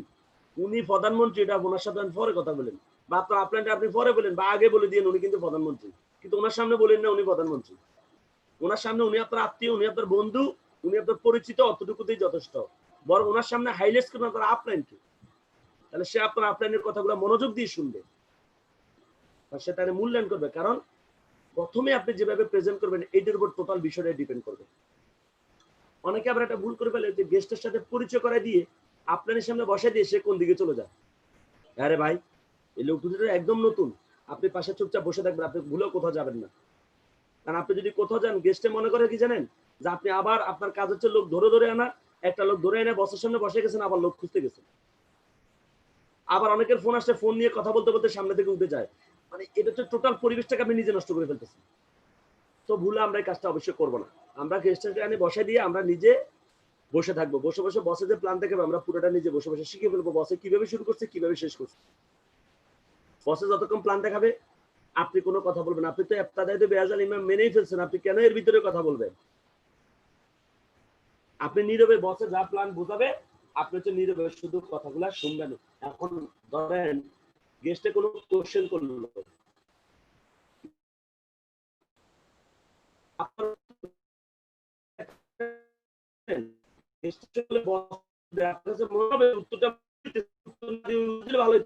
আপনার কাছে যদি এত উত্তর থাকতো তাহলে আপনি আপনার সামনে বসেছেন কেন? এত ভালো উত্তর থাকলে আপনি যেহেতু একটা মেনেই ফেলছেন, তো দয়া করে এখানে আপনার কোনো কথাই বলবেন না। উনি যে দরকার উনি তা বলুক, আপনার যদি এত মনে হয় যে আপনার মনোভূত অনেক পর আবার আপনি আবার বসেন। এখন আপনি যদি এর ভিতরে বসে আপনার আপলাইন প্ল্যান দেখাচ্ছে, এর ভিতরে বসে আপনি যদি আবার তার সাথে কথা বলেন, তার প্রশ্নের উত্তর আপনি একভাবে দেন, আপনার বসও দেয়, তখন আপনার গেস্টে কিভাবে জানেন, যে ভাইরা আমাকে কথা বলা যাবে না, এই দুইটা মিলে এক হয়েছে, আজকে আমার সাইজ করবে। তার মানে চুপচাপ থাকে, আগে এখান থেকে মুক্ত হন। এই জন্য নিয়ম হচ্ছে আপনি চুপ থাকবেন, আপনি চুপ থাকলে সে বুঝবে যে আমার বন্ধু আমার পক্ষে আছে। ওকে, তো এইভাবে আমরা টোটাল প্ল্যানটা দেখানো শেষ হবে। দেখানো শেষ হওয়ার পরে যে কাজটা আমরা করব, ফর্ম ফিল আপ করার জন্য আপনার আপলাইন কিন্তু তাকে এত বেশি চাপ দিতে পারে না। সে ক্লোজিং টোজিং দেওয়ার পরে ফর্মটা তো ফিল আপ করতে হবে, কারণ প্ল্যান শো এর সাকসেস কোথায়? প্ল্যান শো এর সফলতা হচ্ছে ফর্ম ফিল আপে। কালকে কিন্তু বলছি প্ল্যান শোর সফলতা কিন্তু জয়েনিং এ না, প্ল্যান শোর সফলতা হচ্ছে ফর্ম ফিল আপে। তাহলে ফর্ম ফিল আপটা কিন্তু আপনার আপনি জোর করতে পারবেন না, এবং আপনার আপনি জোর করতে গেলে সে এটাকে ডিনাই করে ফেলবে। আপনি করবেন এই প্ল্যান শো শেষ, আপনার আপলাইন ক্লোজিং দেওয়া শেষ, এবার তার সাথে বলবেন যে বন্ধু আচ্ছা বস, যদি কিছু মনে করেন বস আমি 2 মিনিট একটু কথা বলতে চাচ্ছি আপনার অনুমতি নিয়ে। আপনার বলছে ঠিক আছে বলেন। এবার আপনি বলছে বন্ধু শোনো, বস তো তোমার এত কথা বুঝেছে, আমিও তোমার বুঝে যেতাম, কিন্তু আমি চিন্তা করলাম তোমার ভাই এত কথা বুঝে লাভ না, তুমি আর আমি বন্ধু মানুষ, দুজনে একসাথে কাজ করে বুঝছো কেন, তো তোমার কোনো ক্ষতি নেই নাকি? বুঝছো তো? এটা তো ক্লিয়ার হয়েছে, কোনো ধরা করার কোনো কিছু নাই, ক্ষতি হওয়ার কিছু নাই নাকি? বলতে আমি এখানে গত 2 মাস 2 মাস 3 মাস ধরে ট্রেনিং করছি বা 1 মাস ধরে ট্রেনিং করছি, আমি এটা সব দেখে ফেলছি, নিরাপদ দেখে বন্ধু আজকে আমি তোমার আনছি, তোমার তো আমার উপর একটা ভরসা আছে নাকি? যেহেতু আমি এখানে কাজ করব, আমি স্বপ্ন দেখছি, আমি এটাকে নিয়ে আমি কাজ করব এবং এখানে আমি আমার স্বপ্ন তৈরি করব। সো আমি এখানে সফল হতে হলে কাউকে না কাউকে সফল বানাইতে হবে। বন্ধু তুমি শুধু আমার সাথে থাকো, আমরা 2 বন্ধু মিলে একসাথে কাজ করে আমরা দুজনে একসাথে সফল হব।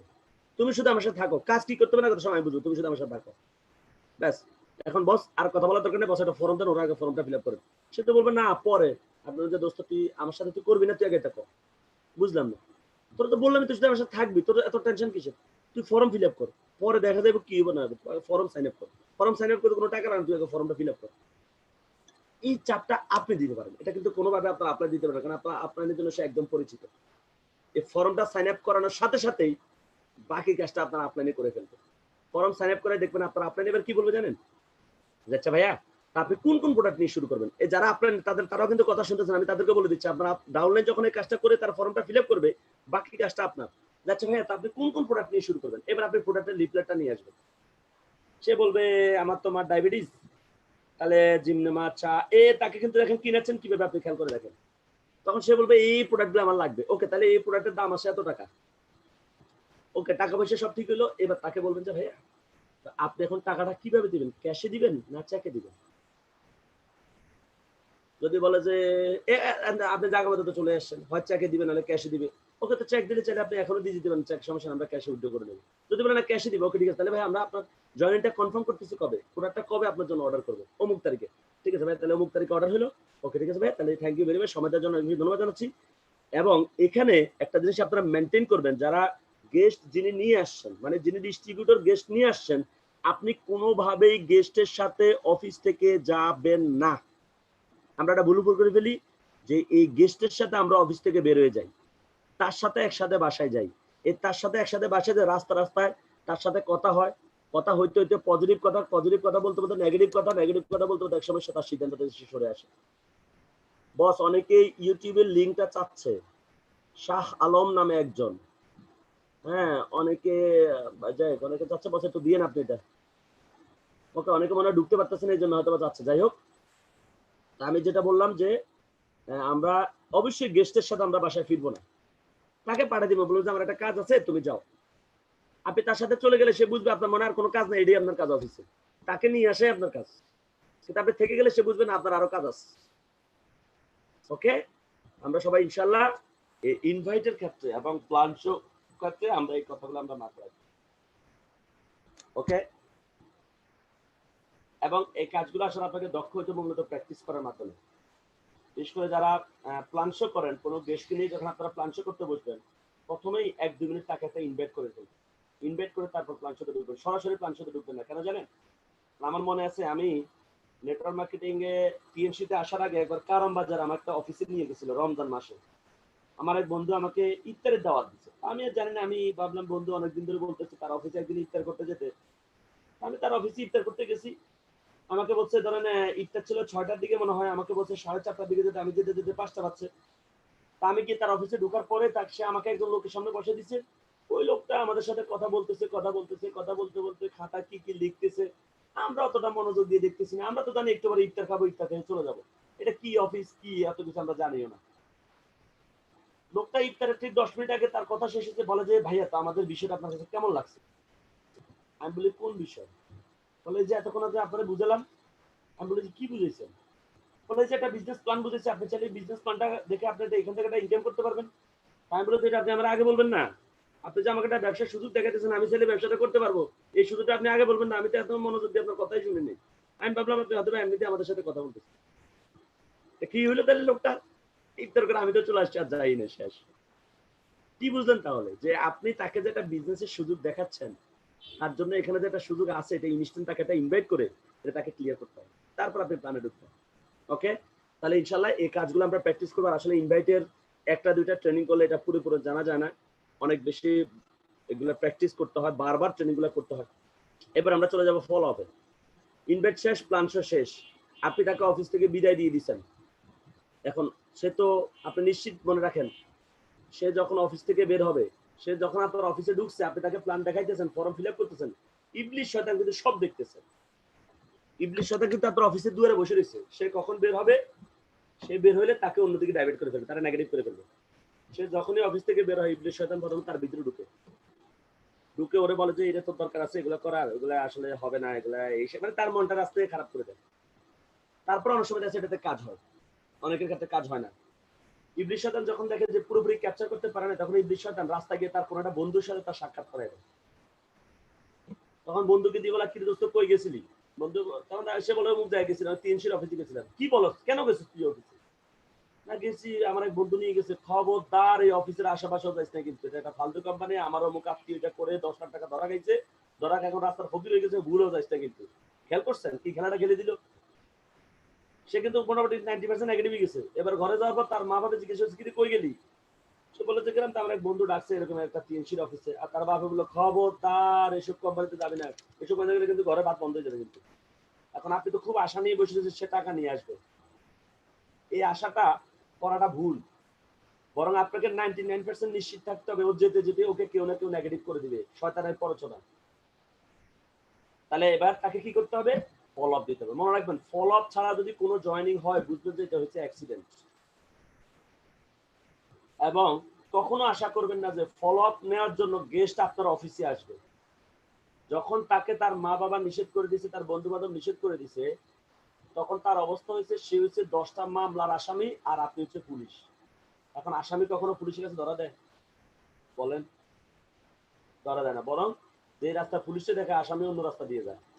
তো যেহেতু তাকে মানুষ নেগেটিভ করে দিচ্ছে, এখন সে ভাবে যে আপনার সাথে দেখা হলে আপনি টাকা চাইবেন, যেহেতু সে ফর্ম ফিল আপ করছে, টাকা দিবে বলছে, আপনি টাকা চাইবেন, কি জবাব দিবে সে? সে তো জয়েন করবে না, সে জানে যে টাকাটা দিলে আমার টাকাটা মাইট যাবে, এই জন্য সে আর আপনার ফোনও ধরে না, সে আপনার সাথে সাক্ষাৎ করে না। এটা হচ্ছে 99% কেস হচ্ছে এটা। সেক্ষেত্রে তাদেরকে আপনাকে ফলো আপ দিতে হবে। তাহলে আসলে আমরা একটু শিখি, what is follow up. Follow up বলতে কি বোঝায়, কেন ফলো আপ লাগবে, how you can do a good follow up, কিভাবে একটা ভালো ফলো আপ দিতে পারে। মার্কেটিং এর ভাষায় ফলো আপ শব্দের অর্থ হলো সেমিনার কোচিং দেওয়ার পর গেস্টের সাথে পুনরায় যোগাযোগ করে মার্কেটিং সংক্রান্ত বিষয়ে সহযোগিতা করা। এই কথাটা এই জন্য বলা হয়েছে, দেখেন আমরা অনেকে ফলো আপে গিয়ে কি করে জানেন, ফলো আপ অনেকে যাই যাই বলি যে, কই ভাই দেন, টাকা দেন, টাকা দেন, আজকে না টাকা দেওয়ার কথা, দেন দেন, টাকা দেন, টাকা দেন। মনে হচ্ছে যে আপনি ধরে টাকা পাবেন মনে। আপনি যখন এই লোকটা নেগেটিভ হয়ে আছে, আপনি তার কাছে 2 টাকা চাইলে 2 টাকা দিবেন আপনি, তাহলে আপনি তার কাছে টাকাটা চাচ্ছেন কেন? তখন সে আপনাকে মুখের উপর বলে দেয়, ভাই টাকা তো রেডি করতে পারিনি। মনে রাখবেন, যে ব্যক্তি টিএস বিজনেসটা বুঝবে,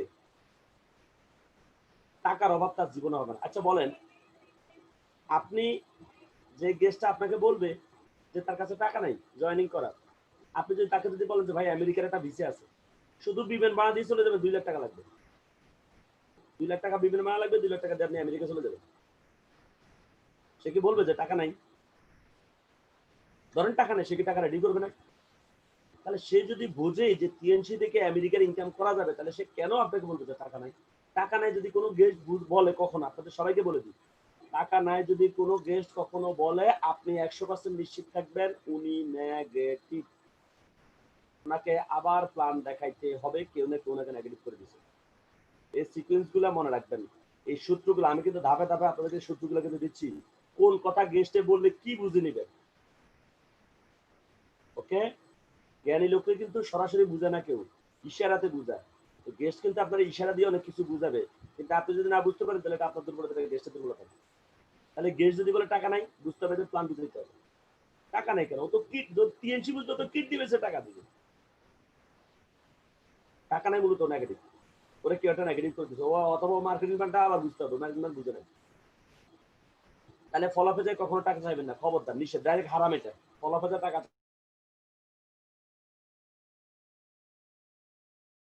মানে তাকে মার্কেটিং বিষয়ে আবার কথা বলতে হবে, তাকে আবার কোম্পানির প্রোডাক্ট মার্কেটিং প্ল্যান আবার দেখাতে হবে। কেমনে দেখাবেন একটু পরে কথা বলতেছি। ইম্পর্টেন্স অফ ফলো আপ, কেন আপনি ফলো আপ দিতে হবে। 70% distributor fail in invite and follow up, guest take decision, seminar 10%। খেয়াল করছেন, আপনি যখন তাকে মার্কেটিং প্ল্যানটা দেখান সে মাত্র 10% সিদ্ধান্ত নেয়, ক্লোজিং এ 20%, ফলো আপে 70% বুঝে। তার মানে একটা ব্যক্তি কখনো মানে 30% এর উপর কিন্তু সিদ্ধান্ত নিতে পারে না, 70% কিন্তু ফলো আপ এসে বুঝে। তো এই জন্য টাকা অবশ্যই আপনাকে ফলো আপ দিতে হবে। আমাদের সবাইকে বিজনেস করার জন্য দুই ধরনের ফলো আপ শিখতে হবে, একটা হচ্ছে গেস্ট ফলো আপ, একটা হচ্ছে ডিস্ট্রিবিউটর ফলো আপ। তো ডিস্ট্রিবিউটর ফলো আপের জন্য আমি আলাদা ট্রেনিং করাই, আজকে অনলি আমরা শুধু গেস্ট ফলো আপটা শিখবো। ডিস্ট্রিবিউটর ফলো আপের জন্য আলাদা অনেক বড় ট্রেনিং আছে, 3-4 ঘন্টা ট্রেনিং আছে, 5 ঘন্টা ট্রেনিং আছে ডিস্ট্রিবিউটর ফলো আপের উপর। এখন আমরা শুধু অনলি গেস্ট ফলো আপটা আজকে আমরা সবাই শিখবো। হোয়েন নিড ফলো আপ, কখন ফলো আপ লাগবে, must be follow up within 24 to 72 hours, otherwise guest forget concept. আপনি আজকে তাকে প্ল্যান দেখেছেন, পরের দিন 24 ঘন্টার মধ্যে সে 70% প্ল্যানটা ভুলে যায়, তার মাথায় কোনো প্ল্যানে থাকে না, সে তার মাথায় একটাই থাকে, কোম্পানিটার নাম টিএনসি, আপনারা কিছু টাকা দিতে হইব আর কিছু লোকজন অ্যারেঞ্জ করতে হবে, এই তিনটা লাইন ছাড়া তার মাথায় কিছু টাকা নেই। তার মানে 24 ঘন্টার মধ্যে সে 70% ভুলে যায়, আর বাকি 30% সে বাকি 48 ঘন্টার মধ্যে, বাকি 2 দিনের মধ্যে সে ভুলে যায়। ওকে, তো আপনার কাজ হচ্ছে বেস্ট ফলো আপ হচ্ছে 24 ঘন্টার মধ্যে ফলো আপ দিলে সবচেয়ে বেশি কাজে আসে। কারণ আজকে প্ল্যান দেখেছেন, পরের দিন তাকে যদি ফলো আপ দিতে পারেন বেস্ট রেজাল্ট আসবে। আজকে একবার বসছেন, কালকে একবার বসছেন, পরশু একবার বসছেন, দেখবেন লোকটা জয়েন করে দেবে। টিএনসি এত ভালো বিজনেস, এত ভালো প্রোডাক্ট, এত ভালো সিস্টেম মানুষ কেন করবে না? মানুষ তখনই করবে না যদি আপনি তাকে ক্লিয়ার করতে না পারেন। ওকে, আমি আপনাদেরকে বলি, আমার একটা গেস্ট, আমার খুব ক্লোজ বন্ধু, ইন্টারের বন্ধু, খুব ক্লোজ বন্ধু, ওই যে যার কথা বলছি, যাকে ইনভাইট করে প্ল্যানটা খেতে পারেনি, দৌড় দিয়ে চলে গেছে। হ্যাঁ, পরে এক সময় তো জেনে ফেলছে যে আমি তাকে নেটওয়ার্ক কোম্পানির সাথে কাজ করি, এখন সেই নেটওয়ার্ক সম্পর্কে সে পুরোই নেগেটিভ। বুঝতে পারছেন? বাট আপনি খেয়াল করে দেখেন, ওকে কিন্তু ঠিকই আমি লাস্ট 2বার তারা আমি ফলো আপ দিচ্ছি। ফলো আপ দেওয়ার পর আমি তাকে বলা লাগে না, সে নিজেই আমার বলতেছে সে চাকরি ছেড়ে দিয়ে সে ফুল টাইম এটাতে চলে আসবে। তার মানে কি, নেগেটিভ মানুষ থাকবে না যদি আপনি তাকে ক্লিয়ার করতে পারেন। আসলে সমস্যাটা হচ্ছে আমরা তাকে ক্লিয়ার করতে পারি। সবাই তো একটা ভালো কিছু চায়, তাহলে 300 তো ভালো, তাহলে সে ভালোটা কেন করবে? করে না এই জন্য যে আমরা তাকে ক্লিয়ার করতে পারবো। এখন একবার দেখলে কখনো এই বিজনেস প্ল্যান কেউ বুঝবে না। আমি নিজে 300 বিজনেস প্ল্যানটা বুঝতে আমার 2-3 মাস লাগছে, তো গেস্টটাকে আমরা একবার দেখলে বুঝবো বলেন তো? আপনাদের সবাইকে এত বোঝানোর পরও একজন 20 বার 30 বার প্ল্যান দেখার পরে এখন আপনাদেরকে ট্রেনিং এ আসার জন্য ডেকে ডেকে আনা লাগে, কাজ করার জন্য টাকা লাগে। তো কিন্তু কই আমাকে তো, আমি তো এখন মোটামুটি প্ল্যানটা বুঝি, আমাকে তো এখন কাজ করার জন্য বসার টাকা লাগে না। তাহলে একটা সময় একবার 2 বার প্ল্যান থেকে আসলে গেস্টটা বুঝবে না, এই জন্য তাকে পরপর 3 বার 4 বার প্ল্যান দেখালে মূলত আপনার ব্যাপারটা বেশি হবে। এটা আপনারা বুঝছেন। ফলো আপের জন্য এক্সটার্নাল ইন্টারনাল প্রিপারেশন কি, এটা তো আপনারা জেনেই ফেলছেন। আপনার বাইরের প্রস্তুতি কি কি লাগবে এগুলো সব আপনারা জানেন। ভালো ড্রেস কোড করতে হবে, এই যে ড্রেস সব বলে দিচ্ছি, কিন্তু সুন্দর চুল রাখতে হবে, মাউথ স্প্রে ব্যবহার করতে হবে। মাউথ স্প্রে আমি মনে করি অন্যান্য নেটওয়ার্ক কোম্পানি ডিস্ট্রিবিউটরকে মাউথ স্প্রে ব্যবহার করা লাগে, আমাদের লাগে না, কারণ আমাদের ওরিকেয়ার টুথপেস্ট আছে। ওরিকেয়ার ব্যবহার করলে কারো মুখে গন্ধ হয় না, কারো যদি মুখে গন্ধ হয় বুঝতে হবে সে ওরিকেয়ার ব্যবহার করে না, অথবা তার গ্যাস্ট্রিকের সমস্যা আছে। সে ঘন ঘন টুথপেস্ট খাবে আর দাঁত ব্রাশ করলে তার এটা ঠিক হয়ে যাবে। ওকে, তাহলে একই সাথে 4-5 জনকে ফলো আপ দেওয়া যাবে না।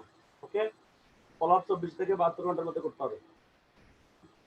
আর ইন্টারনাল প্রিপারেশন হচ্ছে নিজের প্রতি আস্থা রাখা, কোম্পানির প্রোডাক্ট সম্পর্কে ভালো ধারণা রাখা, তার সাথে বিশ্বস্ত সম্পর্ক তৈরি করে নিতে হবে।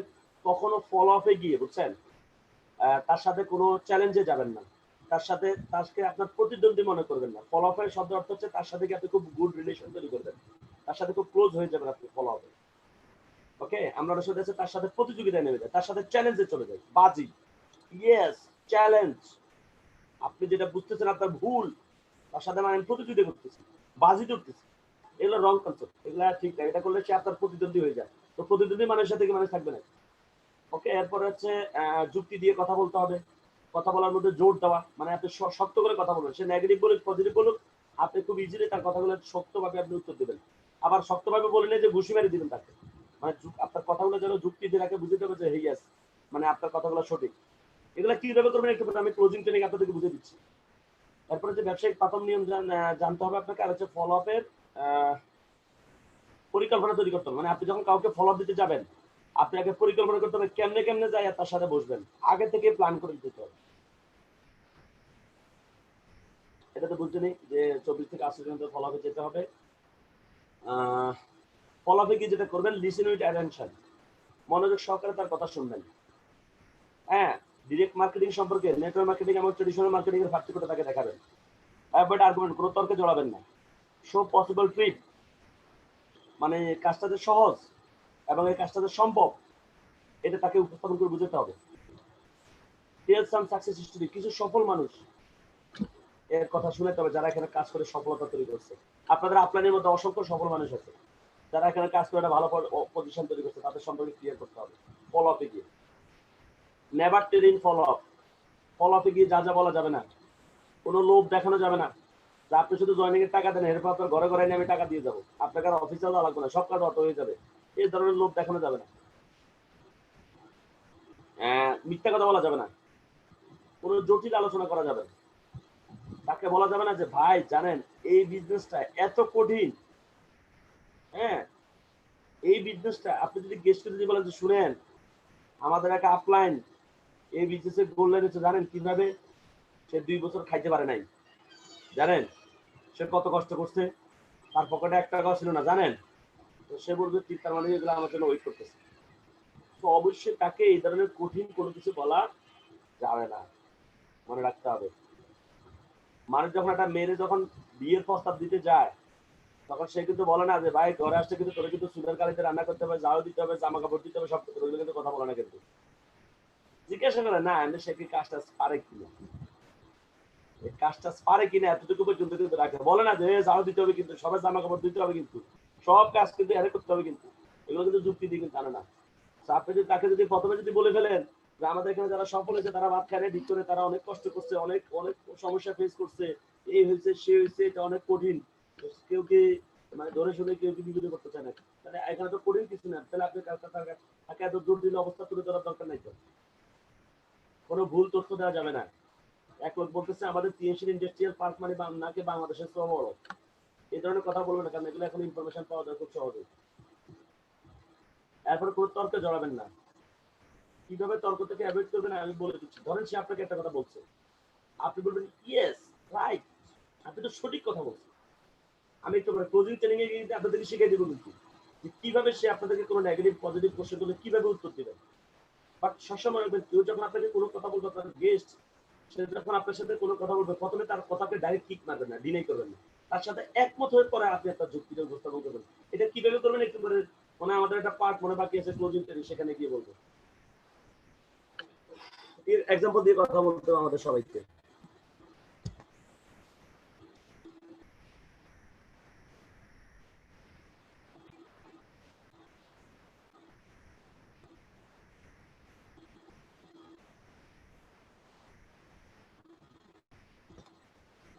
ওকে, এবার আসেন আমরা অ্যাক্টিভিটিতে ফলো আপ।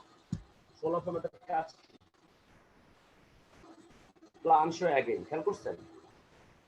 অবশ্যই অবশ্যই ফলো আপে গিয়ে তাকে আবার মার্কেটিং দেখাতে হবে, বিউটি অফ নেটওয়ার্ক মার্কেটিং বোঝাতে হবে, তাকে বুঝাতে হবে ব্যবসাটা খুব সহজ। ওই যে কথা আগে থেকে কোনো তর্কে জড়ানো যাবে না, উত্তেজিত হয়ে যাবে না, রেগে যাওয়া যাবে না গেস্টের সাথে। ট্রাই টু আন্ডারস্ট্যান্ড বিজনেস বললামই, হারানোর কোনো কিছু নেই, এটা তাকে ক্লিয়ার করতে হবে। আপনি যে ক টাকা দেবেন ওই ক টাকার পণ্য বেচবেন, এখানে হারানোর কিছু নেই, নো চান্স অফ ফেল, ব্যর্থ হওয়ার কোনো সুযোগ নেই। কিভাবে সে টাকাটা অ্যারেঞ্জ করবে? ওকে আসেন আমি এটা আপনাদেরকে সংক্ষেপে বলে দিচ্ছি কিভাবে করবেন। ধরেন গেস্টটাকে আপনি প্ল্যান থেকে পাঠাইছেন, এখন আপনি তো তাকে ফলো আপ দেওয়ার জন্য তার বাসায় যেতে হবে, কারণ সেটা আপনার অফিসে আর আসবে না, বাসায় আপনার সাথে সাক্ষাৎ করবে। এখন সেটা আপনাকে আপনার বাসায় শিডিউলও দিবে না, কারণ সে তো ভয়ে আছে আপনি গেলে যদি টাকা চান, তাহলে আপনি তাকে এমন ভাবে তার বাসায় দিতে হবে সেটা বুঝতে না পারে আপনি তার বাসায় গেছেন। কিভাবে? কারণ আপনি তাকে ফোন দিবেন, যদি জানেন যে সেই সময় বাড়িতে থাকে তাহলে ওই সময় হঠাৎ করে আপনি তার বাসায় চলে যাবেন।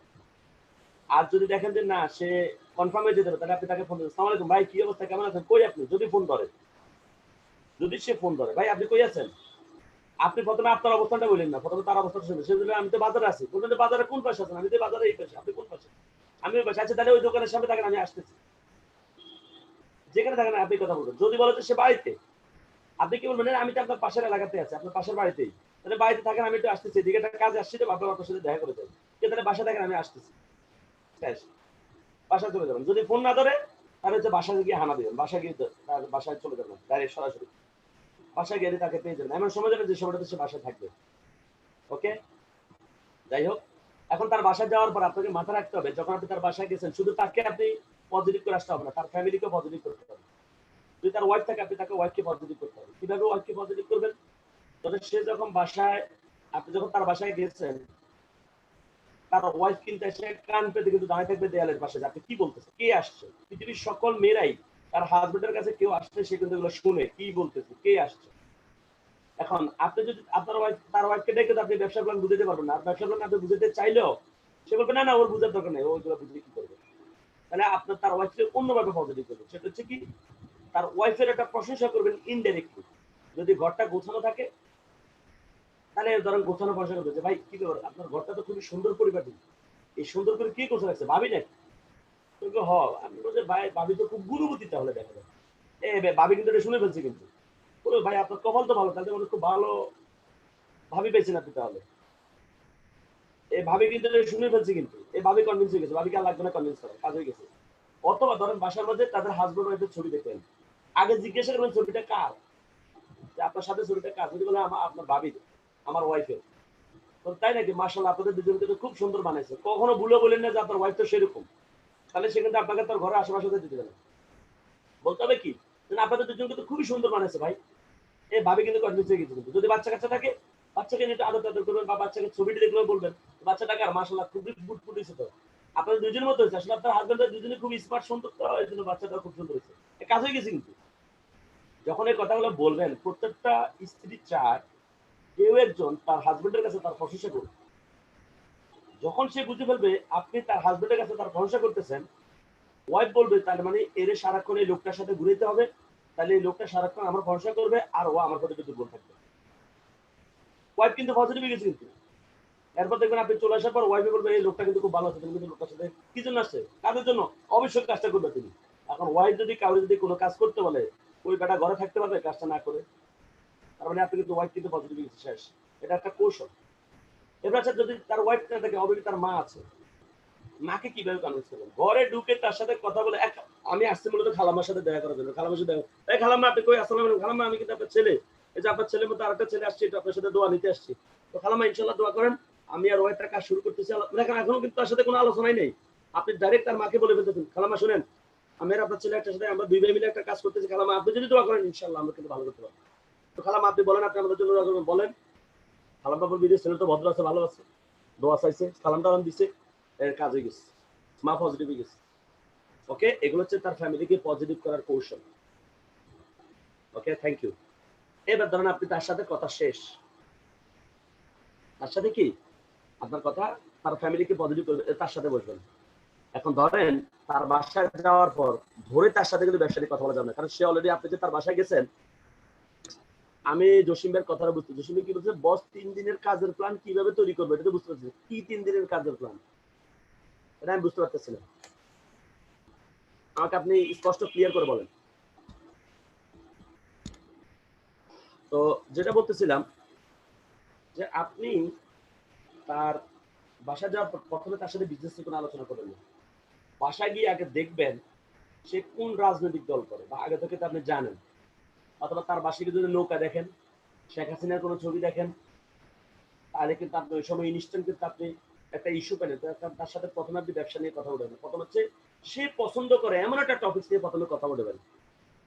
কেন? কারণ সে তার পছন্দের বিষয় নিয়ে আপনার সাথে কথা বলে, সে আপনার সাথে ইজি হয়ে যাবে, সে আপনার সাথে মিশে যাবে। ধরুন সে যদি আওয়ামী লীগ করে, তাহলে আপনার তার ঘরে গিয়ে যদি শেখ হাসিনার কোনো ছবি দেখেন, আপনি কিন্তু শেখ হাসিনার ছবি দিয়ে তাকায় থাকবেন, সে এসে বলবে ভাই কি দেখেন, ভাই দেখতেছি দেখেন একটা নেত্রী রে ভাই, বাংলাদেশে এরকম একটা নেতৃত্ব দরকার, দেখেন না পুরো দেশটাকে পুরো ফ্লাই, মানে শেখ হাসিনা যে ভালো ভালো কাজগুলো করছে এগুলোকে আপনি একটু হাইলাইটস করে দেবেন। তখন সে দেখবে যে আওয়ামী লীগ দিয়ে মোটামুটি 2, 4, 10, 15 মিনিট কথা বলবে, কথা বলা যখন তার শেষ হয়ে যাবে, একটা বাজে সে নিজে বলে ফেলবে, আচ্ছা আপনি কি জন্য আসছেন বলেন, দেখছেন যা ক্ষমতা এসে পড়ছে কিন্তু সে, বাট প্রথমে ব্যবসা নিয়ে কথা বললে সে কিন্তু খুব বিরক্তি ফিল করবে। আর সে, আপনি যদি তার সাথে তখন আওয়ামী লীগের প্রশাসন নিয়ে কথা বলেন, সে কিন্তু বুঝে ফেলবে আপনি আওয়ামী লীগ করেন। আর সে বলবে না দলীয় লোক পাইছি তার সাথে একটু কথা বলি। যদি বিএনপি করে তখন আপনি বিএনপির পক্ষে কথা বলবেন, যদি আপনি জামাত করে জামাতের পক্ষে কথা বলবেন, কারণ আমরা তো কোনো দল করি না, আমরা তো সব দল করি। ওকে, এরপরে হচ্ছে নাম্বার, যদি সে ফুটবলার হয় তাহলে ফুটবল নিয়ে কথা বলবেন, যদি সে ক্রিকেটার হয় ক্রিকেটার নিয়ে কথা বলবেন, মানে সে কি পছন্দ করে ওই বিষয় নিয়ে আপনি কথাটা তুলবেন। তাহলে সে 5-10 মিনিট কথা বলেই সে এক পর্যায়ে আপনার বলে ফেলবে যে তো আসলে আপনি কি জন্য আসছেন বলেন। আপনি বলুন না আসলে বিষয়টা এরকম না, ভাবলাম আপনার সাথে কথা বলে যাচ্ছি একটা বিষয় নিয়ে কথা বলার জন্য। আচ্ছা ওই দিন যে আমরা বিজনেসটা নিয়ে কথা বললাম, চিন্তা করলাম বিষয়টা নিয়ে আপনার সাথে আবার একটু পরামর্শ করে যাই। আচ্ছা ওই দিন যে আপনি বিজনেস প্ল্যানটা দেখছেন আপনার কাছে সবচেয়ে ভালো লাগছিল কোন জিনিসটা? ভুলেও কখনো বলবেন না ওই দিন আপনাকে যে আমি বিজনেস প্ল্যান দেখাইছি এটা নিয়ে আপনি কি চিন্তা ভাবনা করছেন। অনেকে খুব বুদ্ধি করে এসব কথা বলে, এগুলো সবচেয়ে নেগেটিভ কথা। আপনি নেগেটিভ মানে সে তো নেগেটিভ হয়ে আছে, আপনি তারা নেগেটিভ বলা শুরু করে দিচ্ছেন। অথবা অনেকে বলে আচ্ছা ওই দিন আমি আপনার যে প্ল্যানটা দেখালাম তাহলে আপনার মনে কি কোনো কোশ্চেন তৈরি হয়েছে? আপনি কোশ্চেন তৈরি হয়েছে কিনা এটা তো নেগেটিভ শব্দ, কোশ্চেনের কথা আসবে কেন এখানে? তাহলে তাকে বলতে হবে কি পজিটিভ, যে আপনার কাছে কোন জিনিসটা সবচেয়ে বেশি ভালো লাগছে। এইবার সে কিন্তু আপনার প্ল্যানটা থেকে ভালোটা বলবে, সে তার বলবে না যে আমার কাছে সবচেয়ে বেশি ভালো লাগছে এই কোম্পানি যদি বন্ধ হয়ে যায়, এ কথা কি সে কখনো বলবে? সে বলবে না আপনাদের প্রোডাক্ট গুলো আমার কাছে ভালো লাগছে। আপনি বলবেন রাইট। এখন সে ধরেন বলছে যে ভাই আপনাদের প্রোডাক্ট গুলো আমার কাছে ভালো লাগছে, আপনি যদি বলেন যে মিয়া আপনার মাথা আসলে কিচ্ছু নেই, মিয়া প্রোডাক্ট বুঝিনি, এত টাকা ইনকাম আপনি এটা চোখে পড়লো না, এই তো দ্বিমত হয়ে গেল। কিন্তু মানে সে যাই বলবে আপনি সাথে সাথে বলে দিবেন রাইট, মানে তার পছন্দটাই সঠিক। বলবেন ইয়েস আপনি জানেন আমিও কিন্তু 300 কাজ করে শুধু এই প্রোডাক্টের জন্য। আপনি জানেন এই প্রোডাক্টে আমার কি কি উপকার হয়েছে। এবার নিজের কিছু প্রোডাক্টের উপকার করে দিবেন, নিজের মা বাবার কি উপকার হয়েছে সেটা বলে দিয়ে আপনি চলে আসবেন যে দেখেন আমাদের কোম্পানি বলছে আপনি যদি এই ভালো প্রোডাক্ট নিয়ে কাজ করে আমাদের এখান থেকে মাত্র $38 অথবা একটা গোল্ড কার্ড ক্রয় করে যদি ডিস্ট্রিবিউটরশিপ নিতে পারেন তাহলে আপনি হয়ে যান আমাদের কোম্পানির একজন 4 স্টার ডিস্ট্রিবিউটর। আপনি কোম্পানি থেকে এটা পাবেন। এই যে শুরু আপনি কিন্তু মার্কেটিং প্ল্যানে এসে পড়ছেন, কিন্তু সে কিন্তু বুঝুন আপনি যে মার্কেটিং প্ল্যানে ঢুকে গেছেন। তাহলে বুঝতে পারছেন কিভাবে মার্কেটিং প্ল্যানে ঢুকবেন। সে যদি বিজনেস প্ল্যান বলে বিজনেস প্ল্যানে চলে যাবেন, মানে আপনি তো তাকে কি বলছেন কোনটা ভালো লাগছে ওই ভালো পয়েন্টটা ধরেই আপনি টোটালি প্ল্যানটা আবার দেখা দিবেন। এখন আপনি যদি বলেন যে ভাই ওই দিন তো প্ল্যানটা দেখাইছি, চিন্তা করতেছি প্ল্যানটা নিয়ে আমরা আরেকবার বসি, সে বলবে না ওইটা তো একবার দেখছি আর এটা কি দেখবো। সে কিন্তু আপনার সাথে প্ল্যানটা দেখতে একদিন, এখন সে দেখতে চাচ্ছে আপনি তারা বলবেন না না না ভাই দেখেন প্লিজ দেখেন না, দেখেন না প্লিজ প্লিজ রিকোয়েস্ট একবার দেখেন প্লিজ প্লিজ। সে বলবে কি দেবে তারা এটা তাহলে এটা আপনার হাতটা তো খোঁজার হাত হয়ে গেল। ভুল মনে রাখবেন আপনাকে কথায় জাত কথায় মাত কথায় কাত কথায় ভাত, কথা দিয়ে আপনাকে সবকিছু করতে হবে, মনে রাখতে হবে সবসময়। উদ্দেশ্য কি তাকে প্ল্যানে নিয়ে আসা। তো এই যে আমি যে ফর্মুলা এই ফর্মুলা আপনি প্ল্যানে চলে আসেন। ওকে, এটা হচ্ছে কি একটা মানুষকে ফলো আপে গিয়ে পুরো প্ল্যান দেখানো, এবার তাকে প্ল্যান দেখানোর তার বিউটি অফ নেটওয়ার্ক মার্কেটিং বুঝাবেন, সেই ব্যবসাটা করলে সে কি কি পাবে। হ্যাঁ, এরপরে আপনি তাকে কিভাবে হেল্প করতে পারবেন এটা একটু দেখাবেন, যেখানে টিম ওয়ার্কের মাধ্যমে কাজটা হবে, আপনাকে একা একা করা লাগবে না। এরপরে আগে আসলে যে কিভাবে সুযোগ সুবিধা পাওয়া যায়, আগে আসলে কিভাবে ইনকাম পাওয়া যায়, আগে আসলে সে যে উপরে থাকবে, এগুলো তাকে আপনি ক্লিয়ার করে বোঝাবেন। আবার বুঝানোর পর দেখবেন এবার সে নিজে আপনাকে বলবে যে ওই আবার আগের মতো সূত্র, যে তাহলে এখন আমরা কোন কোন আইটেম নিয়ে শুরু করবো একটু বলুন তো দেখি। প্রোডাক্ট সিলেকশন করে আপনার তো ফর্ম ফিল আপ করাই আছে, এখন শুধু শুরু করা বাকি। কারণ আপনি যদি এখন শুরু করেন তাহলে এরপরে যারা জয়েন করবে তারা কিন্তু অটোমেটিক আপনার নিচে চলে আসবে। ওকে, তো এই হচ্ছে আমার ফলো আপের রেজাল্ট। আমি আপনাদের সবাইকে বলবো ফলো আপ একবার দুইবার তিনবার চারবার, যে গেস্ট যত বেশি ফলো আপ দেওয়ার পর জয়েন করে ওই ডিস্ট্রিবিউটর কাজ তত ভালো করে। আমি আবার বলি যে লোকটাকে 5 বার 6 বার 7 বার ফলো আপ দেওয়ার পর সে জয়েন করবে, মনে রাখবেন সে কিন্তু কাজ করবে সবার চেয়ে বেশি, কারণ সে শুরু করার আগেই সে ভালো করে এটা বুঝে নিছে। ওকে, আর যে আইসে শুরু করছে তাকে তো আবার ভালো করে শিখাতে হয় তারপরে সে করে। ওকে, তো ইনশাল্লাহ আমরা ফলো আপটা মোটামুটি জেনে ফেললাম। আমরা মোটামুটি ফলো আপ নিয়ে এখন আমি বসকে বলবো যে বস ফলো আপে আপনি একটু আমি ক্লোজিং ট্রেনিং আবার শুরু করব, আমি একটু পানি খাবো, তো আমাকে একটু 2 মিনিটের জন্য একটু সময় দিতে হবে বস। এই ফাঁকে আপনি যদি কাইন্ডলি বস দুই একজনকে একটু ফলো আপ থেকে সে কি শিখলো ফলো আপটা এই জাস্ট 2 মিনিটের জন্য দুই একজনকে বস যদি বলতে দিতেন। বস কি শুনতে পাচ্ছেন আমাকে? হ্যালো, কি বস? সমন বস কি আমাকে শুনতে পাচ্ছেন? হ্যালো।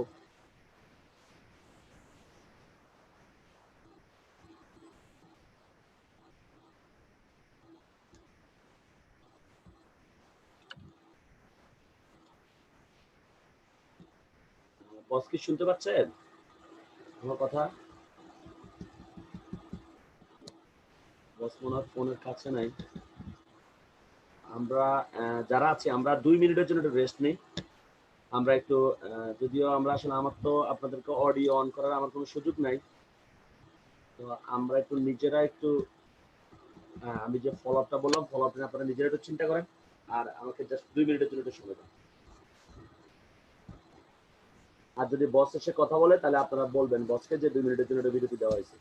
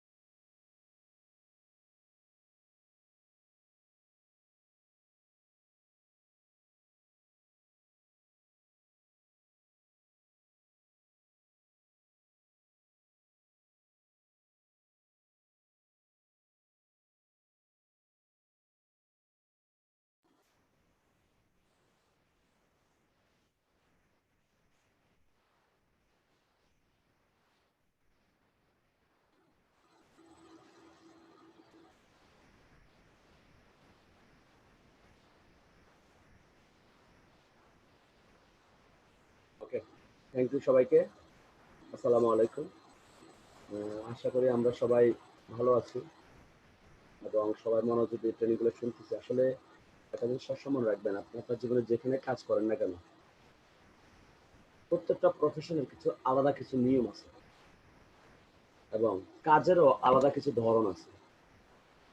এখন আপনি যদি আপনার মতো করে যদি কাজটা করতে চান তাহলে হবে না। আপনাকে কাজটা যেভাবে করলে হবে সেভাবে করতে হবে। এই কথাটা আপনার সবসময় মনে রাখবেন। আমরা অনেক সময় কাজটাকে আমাদের মতো করে করতে, আমাদের মতো তো হবে না। কারণ কাজটা যদি আমাদের মতোই হতো তাহলে তো একটা কাজের নির্দিষ্ট কোনো বৈশিষ্ট্যই থাকতো না। তাহলে প্রত্যেকটা ব্যক্তি তার নিজের মতো করে করতো। তো একটা কাজে তো এত বৈশিষ্ট্য থাকতে পারে না। এখন তো মানুষের চিন্তা তাহলে ধরো নৌকা, এখন নৌকা একভাবে চলে, হ্যাঁ, অথবা পানিতে যখন আমরা চলি আমাদেরকে কিভাবে চলতে হয়, সাঁতার কাটতে হয় পানিতে। এখন আমরা কি রাস্তা কি সাঁতার কাটতে পারবো? শুকনা রাস্তা, পাকা রাস্তা পারবো? পারবো না। রাস্তা দিয়ে হাঁটতে হবে। আবার পানিতে গভীর পানিতে আপনি হাঁটতে পারবেন না, সেখানে আপনাকে সাঁতার কাটতে হবে। আবার বিমান, সে উড়াল দিতে চান, আপনি বলুন, না আমি বিমান নিয়ে আমি হাঁটবো, এটা কি সম্ভব? না। তার মানে কি প্রত্যেকটা সেক্টরে প্রত্যেকটা কাজের কিছু আলাদা নিয়ম, আলাদা কিছু ধরন আছে এবং এই বিষয়গুলো, এই সিকোয়েন্স গুলা বা ওই কাজের বৈশিষ্ট্য বা ধরনগুলো যদি আমরা জানতে পারি, আমরা শিখতে পারি, আমরা বুঝতে পারি, হ্যাঁ, তাহলে যেটা হয় আমাদের জন্য কাজটা সহজ হয়ে যায়, আমাদের রেজাল্ট অনেক বেশি আসে। এবং নেটওয়ার্ক মার্কেটিং এ মনে রাখবেন বাংলাদেশে প্রায় 1 কোটি নেটওয়ার্কার আছে। যারা শুধু নেটওয়ার্ক মার্কেটিং করে তারা লাইফে তারা অন্য কিছু করবে না, হয় এই কোম্পানি নলে ওই কোম্পানি, তারা কোনো না কোনো কোম্পানিতে ঘোরাঘুরি করে। বাট আনফরচুনেটলি এই 1 লক্ষ নেটওয়ার্কারের মধ্যে 10,000ও রিয়েল নেটওয়ার্কার নেই। মানে একজন ব্যক্তি যদি নেটওয়ার্ক মার্কেটিং বোঝে, রিয়েল যদি সে নেটওয়ার্ক মার্কেটিং বুঝে, তাহলে সে কখনো একাধিক কোম্পানিতে সে যাবে না।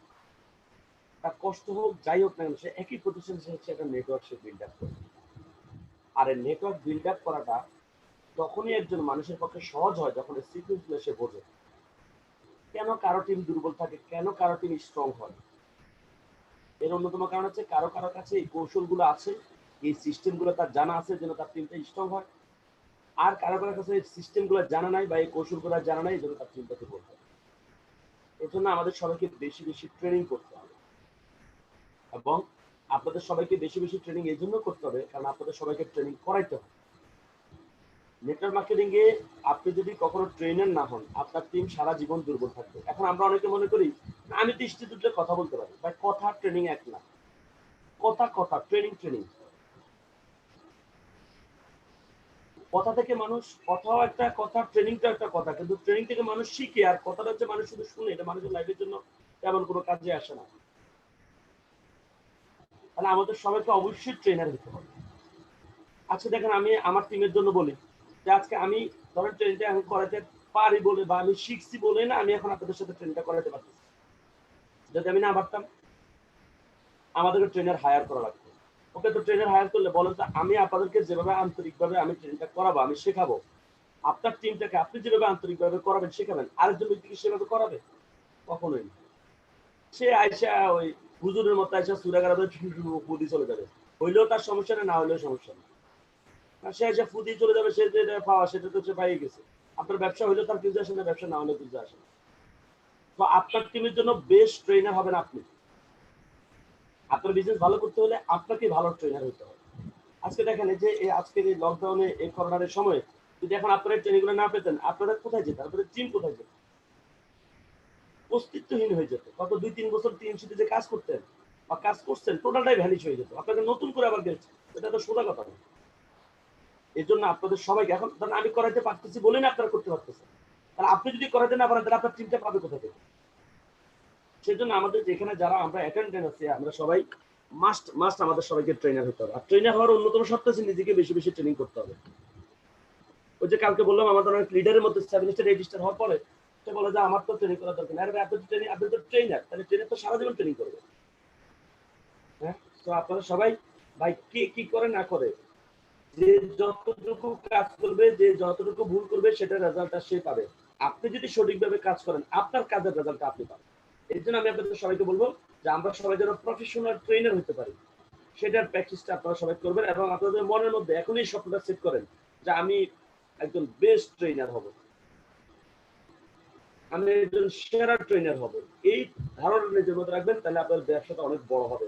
ওকে, পাশাপাশি নেটওয়ার্ক মার্কেটিং করলে ইনকাম পাওয়া যায়, কিন্তু সম্মানের তো দরকার আছে। ট্রেনাররা অনেক বেশি সম্মান পায়, কারণ তার থেকে মানুষ ব্যবসা শিখছে, তো মানুষ অটোমেটিক্যালি তাকে সম্মান করে। ওকে, ইনশাআল্লাহ আমরা এটা মনে রাখবো, বেশি বেশি ট্রেনিং করবো। এখন আমরা যে পার্টটা করবো সেটা হচ্ছে আমাদের ক্লোজিং ট্রেনিং। আমি গতকাল অলরেডি আপনাদেরকে বলছি যে 8 step for success in this business. 8টা ধাপ লাগবে ব্যবসা সফল হতে হলে, সে যেই হোক না কেন। 1 নাম্বার ধাপ হচ্ছে ট্রেনিং, আপনাদেরকে বেশি বেশি ট্রেনিং করতে হবে। নাম্বার 2 হচ্ছে নেম লিস্ট, একটা নামের তালিকা তৈরি করতে হবে। আমি আশা করি আপনারা সবাই নামের তালিকা করে ফেলছেন অলরেডি। এরপর একটা বাছাই লিস্ট করতে হবে আপনাদের সবাইকে। এরপরে আপনাদের সবাইকে ইনভাইটে নামতে হবে, আমি অলরেডি আপনাদেরকে ইনভাইটও শিখিয়ে দিয়েছি। এরপর আপনাদেরকে প্ল্যান শো করতে হবে, প্ল্যান শো শিখাতে হবে, নিজেকেও শিখতে হবে, আপনার ডাউনলাইনকেও শিখাতে হবে। একজন 5 স্টার সে তার টিমকে প্ল্যান শো শিখাতে হবে, একজন 6 স্টার সে তার টিমকে প্ল্যান শো শিখাতে হবে। কারণ সে কোথা থেকে শিখবে? এটা আল্লাহ প্রদত্ত না যে সে রাত্রেবেলা ঘুমাবে, সকালবেলা তার ব্রেনের মধ্যে প্ল্যান শোটা নাজিল হয়ে যাবে, বিষয়টা তো এরকম না। তাকে কি করতে হবে? প্ল্যান শোটা শিখাতে হবে, এরপরে ক্লোজিং দিতে হবে, এরপরে সাইন আপ, এরপরে ফলো আপ। ফলো আপটা আমরা শিখবো। তাহলে আমাদের এখন বাকি আছে কি? ক্লোজিংটা বাকি আছে। আসলে আমরা একটু ক্লোজিংটা একটু আমরা সবাই করি। What is closing? ক্লোজিং কাকে বলে? আপনি যখন তাকে বিজনেস প্ল্যানটা দেখাচ্ছেন, ভাই আসলে আপনারা দেখতে পাচ্ছেন ভিডিও, তাহলে আমি মাইক্রোফোনটাকে একদম মুখের কাছে নিয়ে আমি কিন্তু কথা বলতেছি। কথা যে কিভাবে বুঝাবো, আচ্ছা সমস্যা না, আমি প্ল্যান করতেছি। আসলে আমার এই হেডফোনটা তো মনে হয় মোবাইলের হেডফোন, এই জন্য মনে হয় এখানে আমি ল্যাপটপের একটা হেডফোন আমি নিয়ে আসবো ইনশাআল্লাহ। আসেন তাহলে মানে আপনারা ভালো কথা বুঝতে পারবেন। তো আসেন তাহলে আমরা একটু দেখি হোয়াট ইজ ক্লোজিং। ক্লোজিং বলতে কি বোঝায়? Closing means clear the confusion of the guest. আপনি যে তাকে মার্কেটিং প্ল্যানটা দেখালেন, আচ্ছা সে জীবনে প্রথম আজকে কোম্পানির কথাটা শুনছে, জীবনে প্রথম সে এরকম একটা জিনিস দেখছে, তাহলে তার মনের মধ্যে তো কিছু সংশয় থাকতে পারে। তাহলে ক্লোজিং এর সাথে তার মনের মধ্যে সংশয়গুলো আপনি দূর করে দিবেন।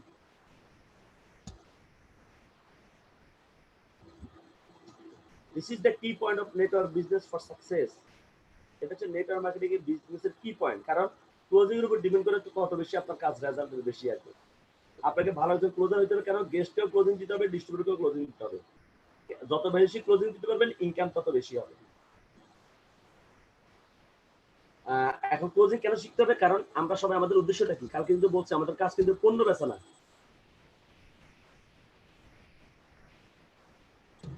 হ্যাঁ, যে যাদের সাউন্ড কম শোনা যায় আপনারা একটু কাইন্ডলি নেটওয়ার্কটার প্রবলেমের জন্য অথবা কম শুনেন। অনেকেই ভালোভাবে শুনতেছে। ওকে, তো যাই হোক যেটা বলতেছিলাম, স্যার আমরা শুনতে পাচ্ছি, কোনো অসুবিধা নেই। ওই যে যাদের সাউন্ডের প্রবলেম ওনাদের ওনাদের নিজেদের মোবাইলের সাউন্ডটা বাড়ায় নিতে বলেন, জি সাউন্ডটা একদম ক্লিয়ার। ওকে, তো যেটা বলতেছিলাম যে আমাদের টার্গেটটা কি, এটাকে আমাদের ক্লিয়ার হতে হবে। সেটা হচ্ছে আমাদের টার্গেট হচ্ছে একটা নেটওয়ার্ক বিল্ড আপ করা।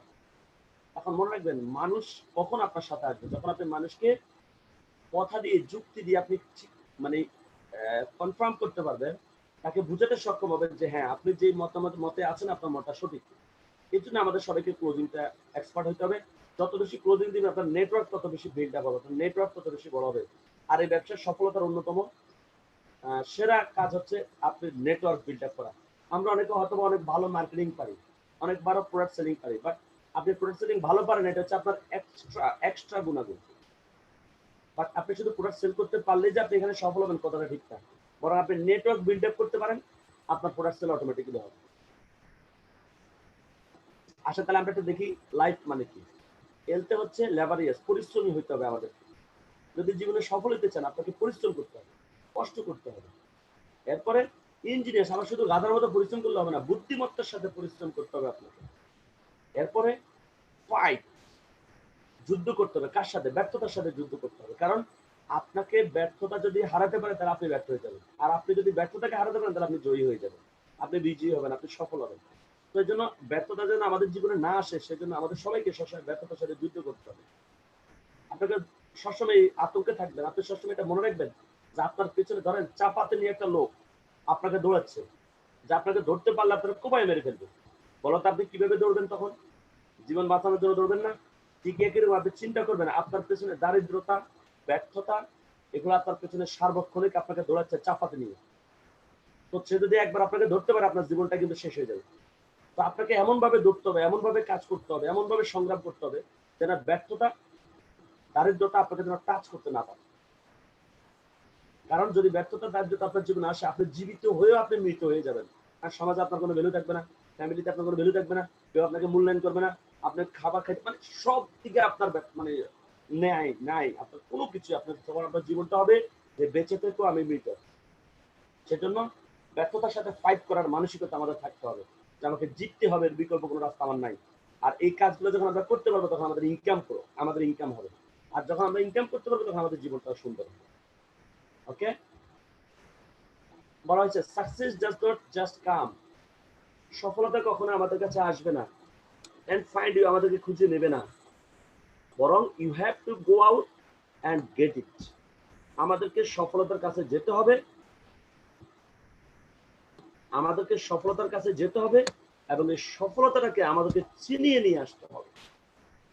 সফলতা কখনো আমাদের কাছে আসবে না, সফলতা কখনো এসে আপনার দরজা নক করবে না যে আমাকে নিয়ে যাও, বরং আপনাকে গিয়ে সফলতার দরজা ভেঙে আপনাকে সফলতাকে চিনিয়ে নিয়ে আসতে হবে। For success in this business, you need to be expert in closing. আপনাকে ক্লোজিং এ এক্সপার্ট হতে হবে। আসেন কেন মানুষ ক্লোজিং এ ফেল করে, কেন মানুষ ভালো ক্লোজিং দিতে পারে না? আত্মবিশ্বাসের অভাব। সে তার কাজটাকে নিয়ে সে আত্মবিশ্বাসী না, এবং সে যে টিএনসি থেকে গোল্ড লাইন ডিরেক্টর হবে এটা নিয়ে তার মনের মধ্যে এখনো ভয় আছে, সংশয় আছে। তো এদের ভালো ক্লোজিং, ফিয়ার অফ ফেলিউর, ব্যর্থ আর ভয় আছে তার মধ্যে।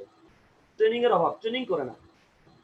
আপনারা জানেন, আপনাদেরকে আমি একটা বাস্তব কথা বলি, আমি যখন একটানা ৩-৪ দিন, তখন আমি কোনো কারণে গ্রামের বাড়িতে গেলাম, তো গ্রামের বাড়িতে সাধারণত আমি থাকলে সেখানে তো আমার কোনো গেস্ট পাঁচশো হয় না, কিন্তু আমি যখন পল্টন অফিসে বসি প্রতিদিন ২, ৪, ৫ জন গেস্ট পাঁচশো আমার হয়, এটা আমার ডিস্ট্রিবিউটর জানে। কারণ আমি অফিসে থাকা অবস্থায় যদি কারো কোনো গেস্ট আসে, ওরাও চায় আমি প্ল্যানটা দেখাই, আর আমিও চিন্তা করি যে প্ল্যানটা একটু প্র্যাকটিস করবো। কারণ আমি না দেখাতে দেখাতে আমি যখন একটা গেস্টকে প্ল্যানটা দেখাই, তখন আমার কিন্তু একটা প্র্যাকটিস হয়ে যায়, আমার মধ্যে একটা মোটিভেশন চলে আসে, আমি আবার নিজে নিজে ট্রেনিং হয়ে যায়। কারণ তাকে দিয়ে আমার একটা প্র্যাকটিস হয়। তো মোটামুটি অফিসে আমি যখন থাকি, আমি প্রতিদিন মোটামুটি ৪-৫ জন গেস্টকে আমি প্ল্যান দেখাই। বাট যখন বাড়িতে যাই তখন তো আমার এই প্ল্যান সেটা হয় না। আমি দেখলাম আমি যদি ২-৩ দিন একটা না বাড়িতে থাকি, বাড়িতে থেকে ঢাকায় ফেরার পর প্রথম আমার সামনে যে একটা গেস্ট বসে, ওর সাথে প্ল্যান দেখাতে গিয়ে আমি কিন্তু এলোমেলো হয়ে যাই। আমি কিন্তু প্রথমত আমি কিন্তু আটকে যাই। সেখানে আমাদের অনেক 7 স্টার 8 স্টার আছে, তারা মনে করে আমি 7 এসে আমি তো এখন আর প্ল্যান শো করবো না। আমি 8 হয়ে গেছি, আমি কি এখন কেন প্ল্যান, এটা কিন্তু রং অ্যাটিটিউড, জানেন? আর আপনি প্ল্যান শো করাটা আপনার জন্য একটা নিজের জন্য একটা ট্রেনিং। সবাই অবশ্যই প্ল্যান শো করবেন। 6 স্টার 7 স্টার যারা আছেন সবাই প্ল্যান শো করবেন। 5 স্টার 6 স্টার, এটা হচ্ছে আপনাদেরকে নিজেদেরকে একটু ঝালাই করা। কারণ একটা নেটওয়ার্ক মার্কেটিং এর জন্য সবচেয়ে বড় ট্রেনিং হচ্ছে নেটওয়ার্ক মানে মার্কেটিং প্ল্যান শো। মনে রাখবেন, এটা আমি আপনাদেরকে যত ট্রেনিং করাই, যাদের মাথার মধ্যে মার্কেটিং প্ল্যানটা আছে, স্পষ্ট ক্লিয়ার ভালো ধারণা আছে, তারা কিন্তু ট্রেনটা ভালো বুঝতেছে। আর যাদের মাথায় মার্কেটিং প্ল্যানটা নাই, যারা এটা মুখস্থ পারে না, তারা কিন্তু কম বুঝতেছে। তার মানে কি, মূল ট্রেনিং হচ্ছে মার্কেটিং প্ল্যান। এই জন্য আমরা সবাই অবশ্যই মার্কেটিং প্ল্যানটা প্র্যাকটিস করবো এবং বেশি বেশি ট্রেনিং করবো। অলওয়েজ আমরা ট্রেনিং করবো থাকবে। ট্রেনিং না করলে আমাদের আত্মবিশ্বাস কমে যাবে। ল্যাক অফ ক্লোজিং, ক্লোজিং দেয় না, ক্লোজিং না দিতে দিতে একসময় সে ক্লোজিং দিতে ভয় পায়, গেস্টের সামনে বসতে ভয় পায়। ল্যাক অফ বিশ্বাসের অভাব। এখন এগুলো অর্জন করতে কিভাবে? ওই যে আপনাকে জ্ঞান অর্জন করতে হবে, তাহলে আপনার এই দুর্বলতাগুলো চলে যাবে। বেশি বেশি চিন্তা করবেন সার্বক্ষণিক। কারণ আপনাকে কোনো একটা গেস্ট একটা কোশ্চেন করলো, আপনি কোশ্চেনটার উত্তর কোনোভাবে দিতে পারলেন না, তখন আপনি কি করবেন? আপনি চিন্তা করবেন যে আসলে এই কোশ্চেনটার কি উত্তর দিলে ঠিক হতো। জিজ্ঞাসা করবেন যে এক্সপার্ট, তাদেরকে জিজ্ঞাসা করবেন যে আচ্ছা বস, আমাকে একজন ব্যক্তি এই কোশ্চেনটা করছে, এই কোশ্চেন উত্তরটা কি ভেবে দিলে ভালো হয়। আমার অনেক 7 স্টার আছে বা 6 স্টার আছে, তারা বিভিন্ন কোশ্চেন ফেস করে এসে তারা আমাকে কোশ্চেন করে যে বস, আমাকে কোশ্চেনটা করছে, আমি যদি উত্তর দিছি, বাট আমার কাছে মনে হচ্ছে যে বস আপনার থেকে কোশ্চেনটা শুনে মানে ভালো হবে যে কোশ্চেনটার উত্তরটা বস কি দেওয়া যায়। তখন আমি যখন কোশ্চেনটার উত্তর দিই, তারা বলে বস ইসরে আসলে কথাটা বলতে বলে তো সেরকমই তো। আরে বস, এটা তো তখন মাথা সাইজ লিখেছে, বস এখন থেকে একটু কোশ্চেন করলে কিন্তু, তাহলে হয় কি, আপনি যদি জিনিসটা এই যে শিখে ফেললেন না, এরপরে যদি জীবনে কেউ কখন আপনাকে এই জাতীয় কোশ্চেন করে, সাথে সাথে আপনার মাথায় কিন্তু আমার কথাটা চলে আসবে। তাহলে এই যে এগুলোর জন্য আপনার একটা আগ্রহ থাকতে হবে, বুঝছেন, যে শেখার আগ্রহ। আমাকে কে কি কোশ্চেন করতেছে, হ্যাঁ, এগুলো আপনি নোট ডাউন করে রাখবেন। এগুলো আবার আপনার একজন এক্সপার্ট আপনাদের সাথে বসে আপনি আবার এগুলো আবার একটু আপনার মাথায় রিলোড করে নেবেন। কারণ দেখবেন, আপনি একবার ধরুন অঙ্কের পরীক্ষা দিতে গেছেন, বাসা থেকে অঙ্কটা কোনো মতো দেখে গেছেন, কিন্তু অঙ্কের পরীক্ষা হলে গিয়ে আপনি অঙ্কটা ভুলে গেছেন, মনে করতে পারতেছেন না, কোনো কারণে আপনি পরীক্ষাতে অঙ্কটা দিতেই পারেন নাই। আমরা কি করে জানেন? প্রথম বাসায় এসে আগে অঙ্কটা দেখি, পরীক্ষা শেষ তারপরে এসে অঙ্কটা দেখি, হায় হায় রে, এই সামান্য একটা জিনিসের জন্য ভুলে গেছি। এই যে আপনি অঙ্কটা দেখছেন, আপনার জীবন আর অঙ্কটা কিন্তু ভুলেন না। ঠিক একই রকম, যখন কোনো গেস্টের কোনো কোশ্চেন ফেস করার পরে আপনি যখন উত্তরটা দিতে পারেন না, এটা কিন্তু আপনার মধ্যে একটা জ্বালা তৈরি করে। যখন আপনি আপনার আপলাইন থেকে এটা সঠিক উত্তরটা পেয়ে যান, তখন এটা আপনার মনের মধ্যে এমন ভাবে গেঁথে যায় যে এটা জীবনে আপনার ব্রেন থেকে আর বের হয় না। ওকে, এবং আপনাকে আত্মবিশ্বাসী হতে হবে। সবচেয়ে বেশি পৃথিবীতে সফল হওয়ার অন্যতম উপাদান হচ্ছে আপনার আত্মবিশ্বাস। আপনি নিজে কতটুকু বিশ্বাস করেন যে আপনি সফল হবেনই, এইটার উপর ডিপেন্ড করবে যে আসলে আপনি মানে কতটুকু কাজ আপনার হবে। হ্যাঁ, দেখেন না, ফখরুল হাসান কথা কথা কি বলে যে আমি কখনো কাজ নিয়ে কোনো টেনশন করি না। আর আমি একসময় কি ছিলাম, আমি 30 স্টার ছিলাম, আমার টিমে কোনো লোকজনই ছিল না। তো সেখান থেকে আমি যদি এই পর্যন্ত করতে পারছি, এখনো যদি শূন্য হয়েছে, আমি আবার নামে আবার করতে পারবো। এটাকে বলে কনফিডেন্ট, আত্মবিশ্বাস। আপনি সবসময় এই কথাটা বলবেন, এটা আপনার আত্মবিশ্বাস বাড়াবে। কোনো সমস্যা নেই, শূন্য থেকে আবার শুরু করে আবার তৈরি করতে পারবো, কারণ আমি তো কারিগর। এটা আপনার আত্মবিশ্বাস বেশি বেশি বাড়াবে, প্র্যাকটিসটা করবেন আপনারা। ওকে, এবং আপনার কথা বার্তা চাল চলন আচার আচরণ সবসময় যেন আপনি আত্মবিশ্বাসী হন। আবারও বলতেছি, সবাই একটু ড্রেস কোড মেনটেন করবেন। ড্রেস কোড আমাদের আত্মবিশ্বাস তৈরি করে। আমি আমাদের অনেক 7 স্টার 8 স্টারকে দেখি যে আপনারা নন প্রফেশনাল ড্রেস কোড করে আপনারা অফিস করেন। প্লিজ রিকোয়েস্ট থাকলো আমার, এই কাজটা দয়া করে করেন না, বারবার বলতেছি কাজটা করেন না। আমি আমি কোনো অফিসে গিয়ে আমি যদি দেখি কোনো leader non professional dress code করে অফিসে আসছে, আমি আমি সময় দিই যে ও বেশি দিন থাকবে না, ও হারানোর সময় আসছে, ও এখান থেকে চলে যাবে যে কোনো সময়। হ্যাঁ, এবার সে যেই হোক, আমার টিমের গোস্তান 8 স্টার 7 স্টার যেই হোক, নন প্রফেশনাল ড্রেস কোড করে অফিস করলে, টিম মিটিং করলেই আমি বুঝি ওনার সময় শেষ হয়ে আসছে, কারণ উনি পেকে গেছে, এখন পৌঁছবে উনি। তো অবশ্যই অবশ্যই আপনারা শার্ট প্যান্টিং করে প্রফেশনাল ড্রেস কোড করে, বিশেষ করে যারা 7 ওদের জন্য ফরজে আইন, যারা 8 ওদের জন্য ফরজে আইন, আমরা যারা ব্রোঞ্জ লাইন আমাদের জন্য কিডসদের জন্য, সবার জন্য, আমরা যারা যারা মাঠের কর্মী আমাদের সবাইকে অবশ্যই ড্রেস কোডটা মেনটেন করবে, এটা আমাদের আত্মবিশ্বাসটাকে বেশি বেশি বাড়াবে। Try to avoid unnecessary topics. যখন ক্লোজিং এ বসবেন অপ্রয়োজনীয় বিষয় আনবেন না। আপনি তার সাথে বসছেন 3C নিয়ে কথা বলতে, হ্যাঁ হোক, আপনি যখন 3C নিয়ে কথা বলতে গেছেন অপ্রাসঙ্গিক কথা, রাজনীতি নিয়ে কথা উঠে দিচ্ছেন। এখন ধরেন আপনি শেখ হাসিনা নিয়ে বাংলাদেশের যে প্রেক্ষাপট, যদি আওয়ামী লীগ বিএনপি নিয়ে যদি কথা উঠেন, এই কথার কিন্তু কখন কোনো সমাধান হবে না। আপনি প্রথমে আমি যেটা বললাম যে ফলো আপে গিয়ে আপনি তার সাথে উঠান, তার বাসায় যেহেতু গেছেন এখন তো তার হাতে সময় আছে, কিন্তু যখন মার্কেটিং প্ল্যান দেখতে বসছেন, মার্কেটিং প্ল্যান দেখে যখন ক্লোজিংটা দিতে বসবেন, সেখানে এমন কোনো বিষয় আনবেন না যেটা কোনো সমাধান নেই, যেটা 3C রিলেটেড না, 3Cর বাইরের এই জাতীয় প্রসঙ্গে সে যদি আনেও, ধরেন সাপোজ আমি এটা একদম ধরেন সে আপনাকে বললো যে যে ভাইয়া ঠিক আছে, প্ল্যান দেখার পরে যে ভাইয়া এরকম কোম্পানি তো ডেস্টিনি আসছে, ডেস্টিনির মতো একটা কোম্পানিতে চলে গেল। এখন এটা আপনি যদি এখন ডেস্টিনি নিয়ে রিসার্চ করা শুরু করেন, ডেস্টিনি কেন চলে এত কিছু নিয়ে কথা বলতে গেলে ভাই এটা কোনো সমাধান নেই। আপনি তো তাকে ডেস্টিনির প্ল্যান দেখাতে বসেন, আপনি তার সাথে 3C প্ল্যান দেখাতে বসেন, তার সাথে 3C নিয়ে কথা বলবেন। তো সে যদি অন্য কোম্পানির কথা বলে এটা কিভাবে সমাধান দেবেন এটা একটু পরে আমি আপনার সাথে কথা বলতেছি, কারণ আমরা ক্লোজিং এর পোস্টে যাই না, আমি এখন আপনাদেরকে প্রস্তুতিগুলো বলতেছি। আসেন, আপনি যখন কোনো গেস্টকে ক্লোজিং দিতে বসবেন অবশ্যই আরেকটা কথা বলি, আমরা একটু প্রফেশনাল স্টাইলে কথা বলবো। আমরা অনেক সময় গেস্টের সাথে কথা বলতে তাকে তুচ্ছ তাচ্ছিল্য করে কথা বলি, তাকে নেগলেক্ট করে কথা বলি, তার মতামতটাকে আমরা ছোট করে কথা বলি, বা সেটা চাকরি করে তার চাকরিকে আমরা ছোট করে কথা বলি, বা তাদের এলাকাকে, ধরেন সে বরিশালের বা সে একটা এলাকা, সে এলাকাকে আপনি পছন্দ করেন না, সে এলাকাকে ছোট করে কথা বলি। হ্যাঁ, এই জাতীয় কাজগুলো কখনো করবেন না, এবং তাকে আপনার প্রতিদ্বন্দ্বী মনে করে কখনো কথা বলবেন না, বরং সে আপনার ভাই, সে আপনার খুব কাছের বন্ধু, এরকম করে আপনি কথা বলবেন, তাহলে আপনার ক্লোজিংটা সবচেয়ে ভালো হবে। Okay, 2 types of question you will face. আপনি 2 ধরনের কোশ্চেন ফেস করবেন। আসেন কি কি কোশ্চেন আপনি ফেস করবেন। বলা হচ্ছে যত ধরনের কোশ্চেনই আপনি ফেস করেন না কেন, মনে রাখবেন প্রত্যেকটা কোশ্চেনের একটা সমাধান আছে। আসেন 2 ধরনের কোশ্চেন মানুষ আপনাকে করবে, একটা হচ্ছে ব্লকিং কোশ্চেন, একটা হচ্ছে ইনফরমেটিভ কোশ্চেন। ব্লকিং কোশ্চেন, এটা যে ব্যক্তিটা আপনাকে ব্লকিং কোশ্চেন করবে বুঝতে পারবেন ও আপনাকে আটকাইতে আসছে, ও আসলে আপনার সাথে কাজ করার জন্য অতটা পজিটিভ না, ও আপনাকে আটকাবে ব্লকিং কোশ্চেন করতে আসছে। আর ইনফরমেটিভ কোশ্চেন হচ্ছে সে আপনার কাছে জানার জন্য আসছে, পজিটিভ মাইন্ডেড। তো কে ব্লক করতে আসছে, কে ইনফরমেশন দিতে আসছে, এটা আপনাকে স্পষ্ট হইতে হবে। তো ব্লকিং কোশ্চেন কোনগুলো আমি বলে দিচ্ছি। যে কোশ্চেনের আগে ইফ মানে যদি থাকবে, এটা ব্লকিং কোশ্চেন। যদি কোনো কোশ্চেন যদি দিয়ে শুরু হয় বা যদি দিয়ে শেষ হয়, এটা ব্লকিং কোশ্চেন। হয়তোবা, মনে হয়, এগুলো সব হচ্ছে ব্লকিং, মেবি এগুলো সব হচ্ছে আপনার ব্লকিং কোশ্চেন। ওকে, সো ব্লকিং কোশ্চেনে কখনো সরাসরি কোনো উত্তর দিবেন না। কেউ যদি আপনাকে ব্লকিং কোশ্চেন করে, সে তো আপনাকে আটকাইতে আসছে, আপনি যত রকম উত্তর দেন সে কিন্তু আপনার কথার সাথে সে একমত হবে না, সে দ্বিমতই কোশ্চেন করবে, সে ব্লকিং কোশ্চেনের পেছনে সে আরেকটা ব্লক মারবে, বুঝলেন না? কারণ সেটা আসছে ব্লক মারতে, আপনি একটা উত্তর, তো ব্লকিং কোশ্চেনের অ্যান্সার হচ্ছে কোনো উত্তর নেই আপনার কাছে। ইনফরমেটিভ কোশ্চেন, আপনি তাকে শুধু ইনফরমেশন দেবেন। আসেন তাহলে ব্লকিং কোশ্চেন অ্যান্সার কিভাবে দিবেন? Question answer by question. Blocking question গুলো সবসময় কোশ্চেনের মাধ্যমে অ্যান্সার দিবেন। ধরেন আমি একটা এক্সাম্পল দিচ্ছি, সে আপনাকে প্রশ্ন করলো, আচ্ছা ভাই আপনাদের কোম্পানি যদি বন্ধ হয়ে যায়, এখন আপনি এটার কি উত্তর দিবেন বলেন? আপনি তাকে কি সবুজ প্রফাইলটা পড়ানো শুরু করবেন? আপনি তাকে কি বলবেন যে আল্লাহর হুকুম প্রধান কসম কোম্পানি যাবে না? এগুলো বলতে পারবেন? এগুলো বললে সে আপনার কথাগুলো রিসিভ করবে না। সেটা আপনাকে, যদি আপনাদের কোম্পানি চলে যায়, যদি লাগাইছে। আচ্ছা আমি আপনাদের কাছে এমনি একটা এক্সাম্পলটা দিলে কথা ক্লিয়ার করতে, ধরেন আমি আপনার বললাম যে আচ্ছা ভাই এখন যদি কেমন হয়, এখন আপনি কি উত্তর দিবেন?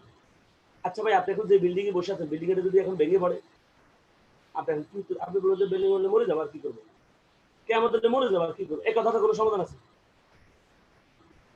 তাহলে এখন আপনি সে আপনার, আচ্ছা ভাই কোম্পানি যদি বন্ধ হয়ে যায়, আপনি বলেন যদি বন্ধ হলেও হবে কি করবো? ওই সময় তাহলে আমি কাজ করবো না, না করলে না করবেন, তা কি হলো রেজাল্ট? রেজাল্ট তো জিরো। তাহলে যে কোশ্চেনটা যদি দিয়ে শুরু হবে, অবশ্যই অবশ্যই আপনি কোশ্চেনের কোনো উত্তর দেবেন না। ওকে, তাহলে কি করবেন? যদিটাকে আজকে উঠে দিবেন, যদিটাকে উঠে দিয়ে কেন হোয়াই যোগ করে দিবেন।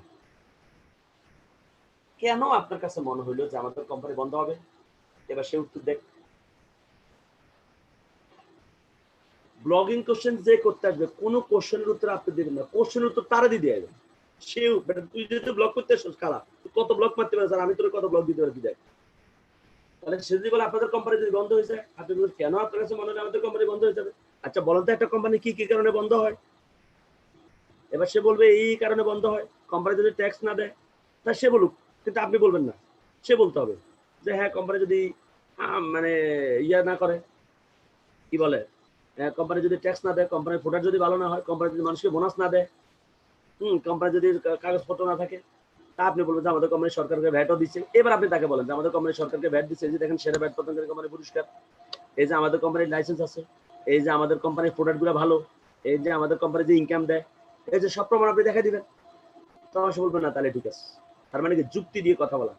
ব্লগিং কোশ্চেনের কখনো সরাসরি কোনো উত্তর দেওয়া যাবে না। এবার আপনি তাকে বলবেন যে ভাই ধরেন আপনি আমাদের কোম্পানির চেয়ারম্যান, আপনি আমাদের কোম্পানির চেয়ারম্যান, বাংলাদেশে ধরেন আপনি প্রায় গত 15 বছরে 50 কোটি টাকা বিনিয়োগ করছেন, বিনিয়োগ করে আপনি একটা মার্কেট তৈরি করছেন, আপনি একটা ব্যবসা তৈরি করছেন। এখন যতদিন যাইতেছে আপনার ইনকাম বাড়তেছে, আপনার সেল বাড়তেছে, ইনকাম বাড়তেছে, কাস্টমার বাড়তেছে, যতদিন আপনি ব্যবসাটা চালু রাখতেছেন আপনার ইনকাম বাড়তেছে, বলেন তো আপনি কোম্পানির চেয়ারম্যান হয়ে কবে কোম্পানির এটা বন্ধ করে দিবেন? সে বলবে না, যেহেতু আমার ব্যবসাটা চালু রাখলে ইনকাম আসছে, আমি বন্ধ করবো কেন? আপনি বলবেন তো আমাদের কোম্পানির সমস্যা কিছু, আমাদের কোম্পানি তাহলে কেন বন্ধ করবে?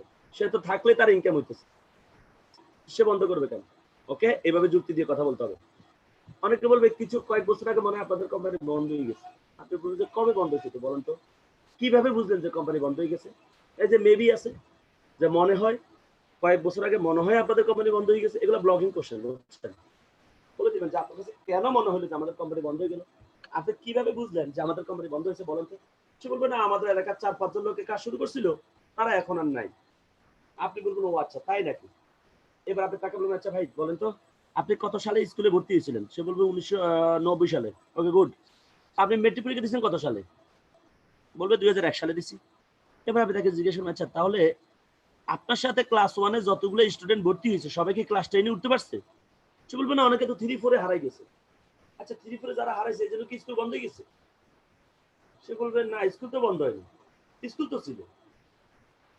তাহলে আপনি বলবেন যে স্কুল থেকে যেরকম 2-4-5টা ছাত্র চলে গেলে স্কুল বন্ধ হয় না, ঠিক একই রকম আমাদের কোম্পানি থেকে এরকম কিছু ডিস্ট্রিবিউটর যদি চলে যায়, কোম্পানি বন্ধ না, আমাদের কোম্পানি একদিনের জন্য বন্ধ না, কোম্পানির কার্যক্রম স্বাভাবিক আছে। ওরা হয়তো বা কোনো কারণে ওরা কাজ করে। ওকে, অনেকে বলবে আপনাদের কোম্পানিতে বহু লোক ফেল করছে, বহু লোক আছে কোম্পানি, আপনাদের কোম্পানিতে কিচ্ছু পায় না। আপনি বলবেন ইয়েস, রাইট, একমত হয়ে যাবেন, অবশ্যই আপনার কথাটা রাইট। তো সমস্যা কি? তাকে প্রশ্ন করবেন সমস্যা কি, বহু লোক ফেল করছে তো সমস্যা কি? তাকে আপনি এক্সাম্পল দিয়ে কথা বললাম না, এক্সাম্পল দিয়ে কথা বলতে হবে। তাকে বলতে হবে আচ্ছা ভাই আপনি মেট্রিক পরীক্ষা দিয়েছেন কত সালে? সে বলবে 2001 সালে। আচ্ছা আপনাদের বেঁচে কতজন মেট্রিক পরীক্ষা দিয়েছিল আপনাদের সাথে? সে বলবে আমাদের গ্রুপে তো প্রায় আমরা 70 জন পরীক্ষা দিয়েছি। আচ্ছা ভাই কতজন পাস করছে আর কতজন ফেল করছে? সে বলবে 30 জন পাস করছে, 40 জন ফেল করছে। আচ্ছা তো যারা ফেল করছে এটা দোষ কে? স্কুলের দোষ না স্যারের দোষ না পড়ালেখার দোষ? সে বলবে ছাত্রের দোষ। সে কি বলবে? হ্যাঁ আমরা নামাজের বিরতি দিচ্ছি, ওয়েট। সে বলবে কি? ছাত্রের দোষ। আপনিও ঠিক সেম তখন কথা বলবেন যে একই রকম আমাদের কোম্পানিতে যারা ফেল করে, এখন সে কেন ফেল করছে, সে নিয়ম কানুন মানে নাই। ঠিক একই রকম আমাদের কোম্পানিতে যারা নিয়ম কানুন মানে না তারা তো ফেল করবেই। এখন আপনি তাকে বলবেন আপনি কি পাস করছেন না ফেল করছেন? সেটা আমি তো পাস করছি। তাহলে আপনি আপনি কি পাশের দলে না ফেলের দলে? পাশের দলে। কেন? বলে আমি নিয়ম কানুন মানছি। তাহলে আপনি কি নিয়ম মানার দলে না না মানার দলে? সে বলবে অবশ্যই নিয়ম মানার দলে। তো আসেন, আপনি যদি নিয়ম মানেন তাহলে আপনি সফল হবেন। আমাদের কোম্পানিতে বহু লোক আছে সফল যারা নিয়ম মানছে।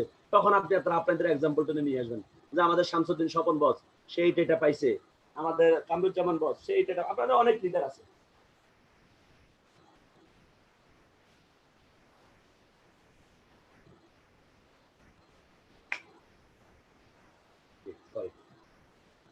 তো যেটা বলতেছিলাম যে আপনাদের অনেক সফল লিডার আছে, তাদের কথা বলে দিবেন সেই এটা পাইছে সেই এটা করছে।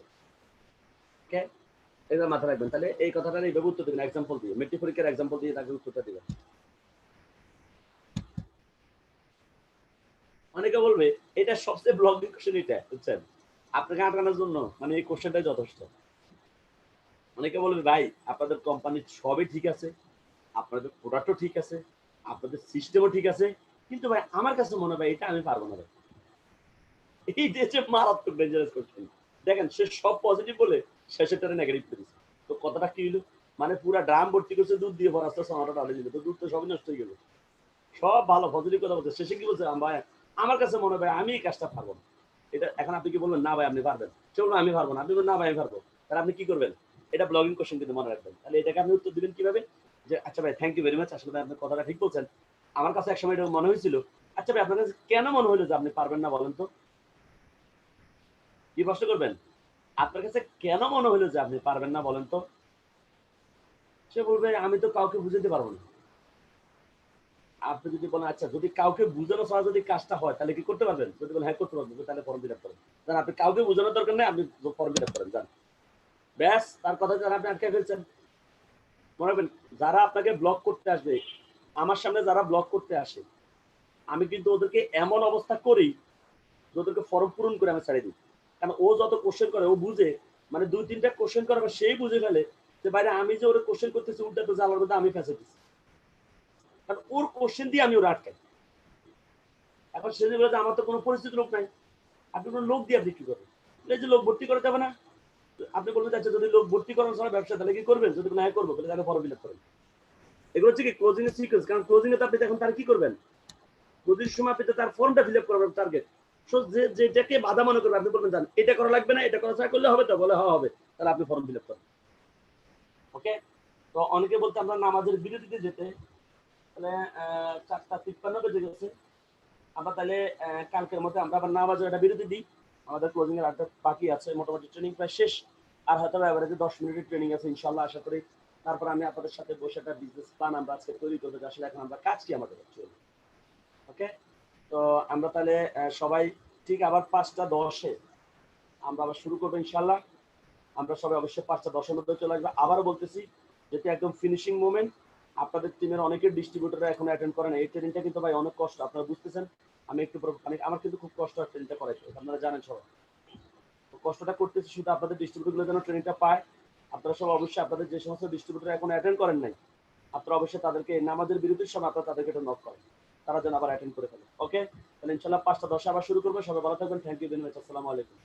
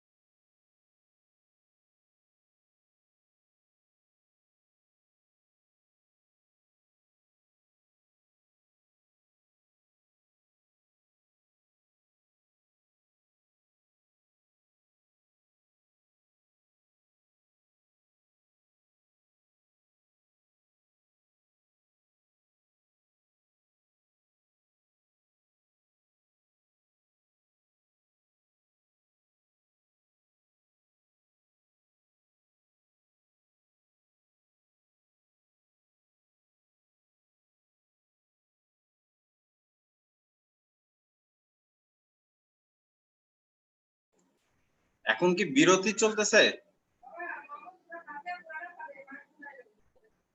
এনিওয়ান?